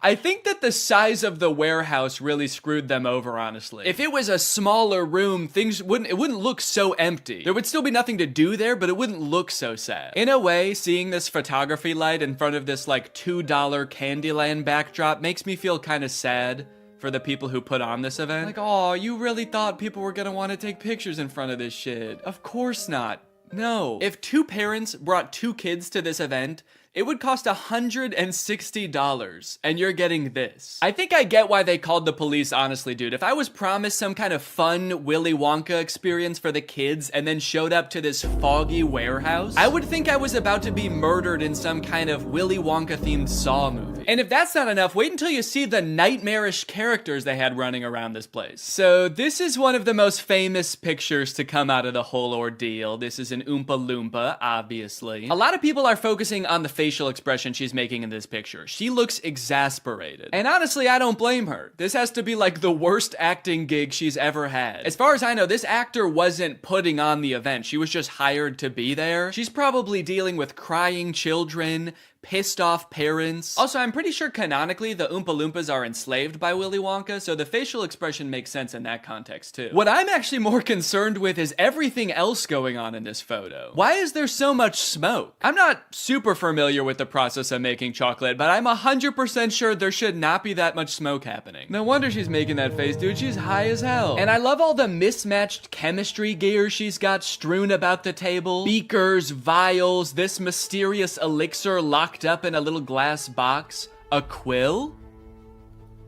Oompa Loompas take notes like wizards from the 1300s? I didn't know that. All right, now the other two characters that were at this thing, I gotta introduce you to at the same time because they're both in the same video clip. So let me introduce you to Willy Wonka and the Unknown. What is that? It's the unknown.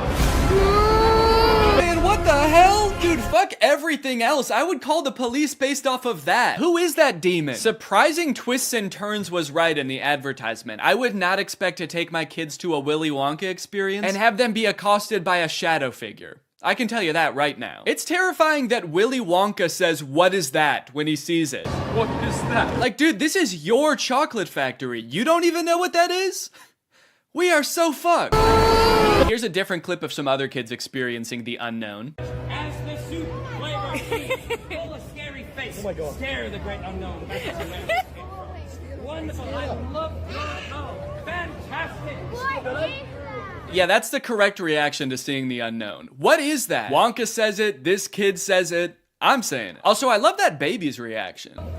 That was like a primal instinct to make that sound. Humans have evolved for millions of years to make that sound when they see the unknown. According to some reports that I've read from the event, the unknown is supposed to be an evil chocolate maker who hides in the walls and scares little children. Is he a part of the actual Wonka story? No. Was it advertised that there would be a child-scaring monster at this event? No. But speaking of the advertising for the event, one of the most insane parts of this whole story is that this company that made this event, House of Illuminati, apparently used exclusively AI-generated images to advertise this event. Surprisingly, the website is still up, so you can go and check it out for yourself. Welcome to Willy's Chocolate Experience. Dive into the whimsical of Willy's Chocolate Experience! Exclamation point, comma. So you've got images like this, which at first look like some kind of fun candy land, but then the closer you look, it doesn't really make any sense. Like, what the fuck is this thing?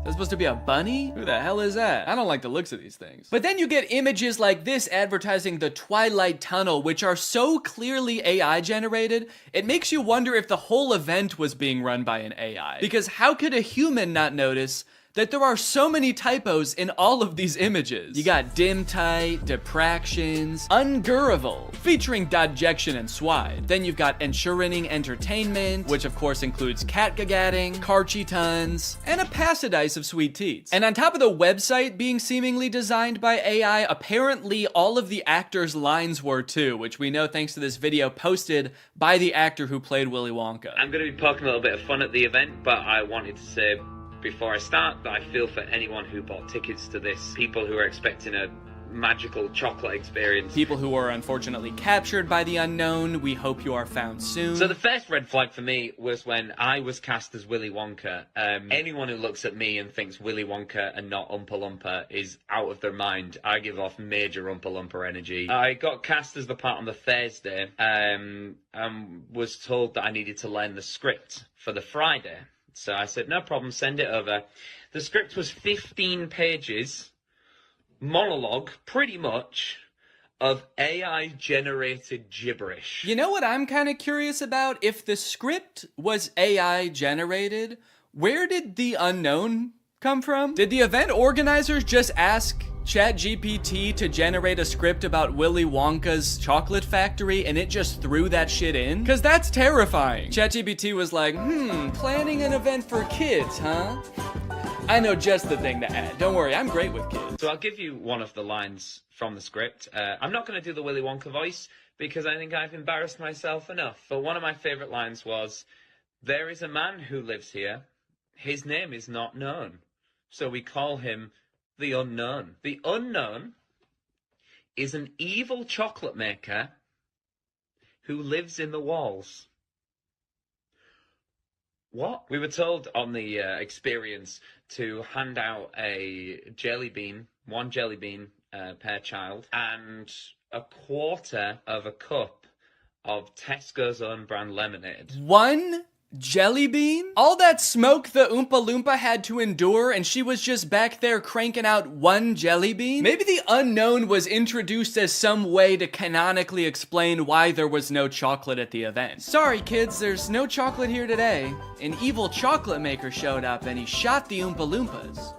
They're dead now. So one of the Oompa Loompas from the event also posted a TikTok kind of poking fun at the whole experience, but the one actor we haven't heard from yet is the one that we all obviously want to talk to. The unknown. Unknown, we need to know your story. What was your inspiration for your performance? How did you get into character? The unknown must have had the worst time of any of the actors because, like, you got hired to do a performance of Willy Wonka and you got cast as a character that's not in Willy Wonka? Just like an evil spirit that lives in mirrors? And then your job for an entire day is to scare and confuse unsuspecting children who have no clue what they're in for. Every time a kid came around that corner, you just know the unknown was like, God damn it, I gotta traumatize another kid. The Oompa Loompa from the famous photo ended up doing an interview with Vulture where she describes the moment that children saw her for the first time, and it is very sad. Tell me about the moment as the kids started coming in. Did you see the innocence leave their eyes? They were quite upset. I think they were confused, but it was more the parents. I just looked at them, and I think they must have known when they looked at me. An older couple said to me,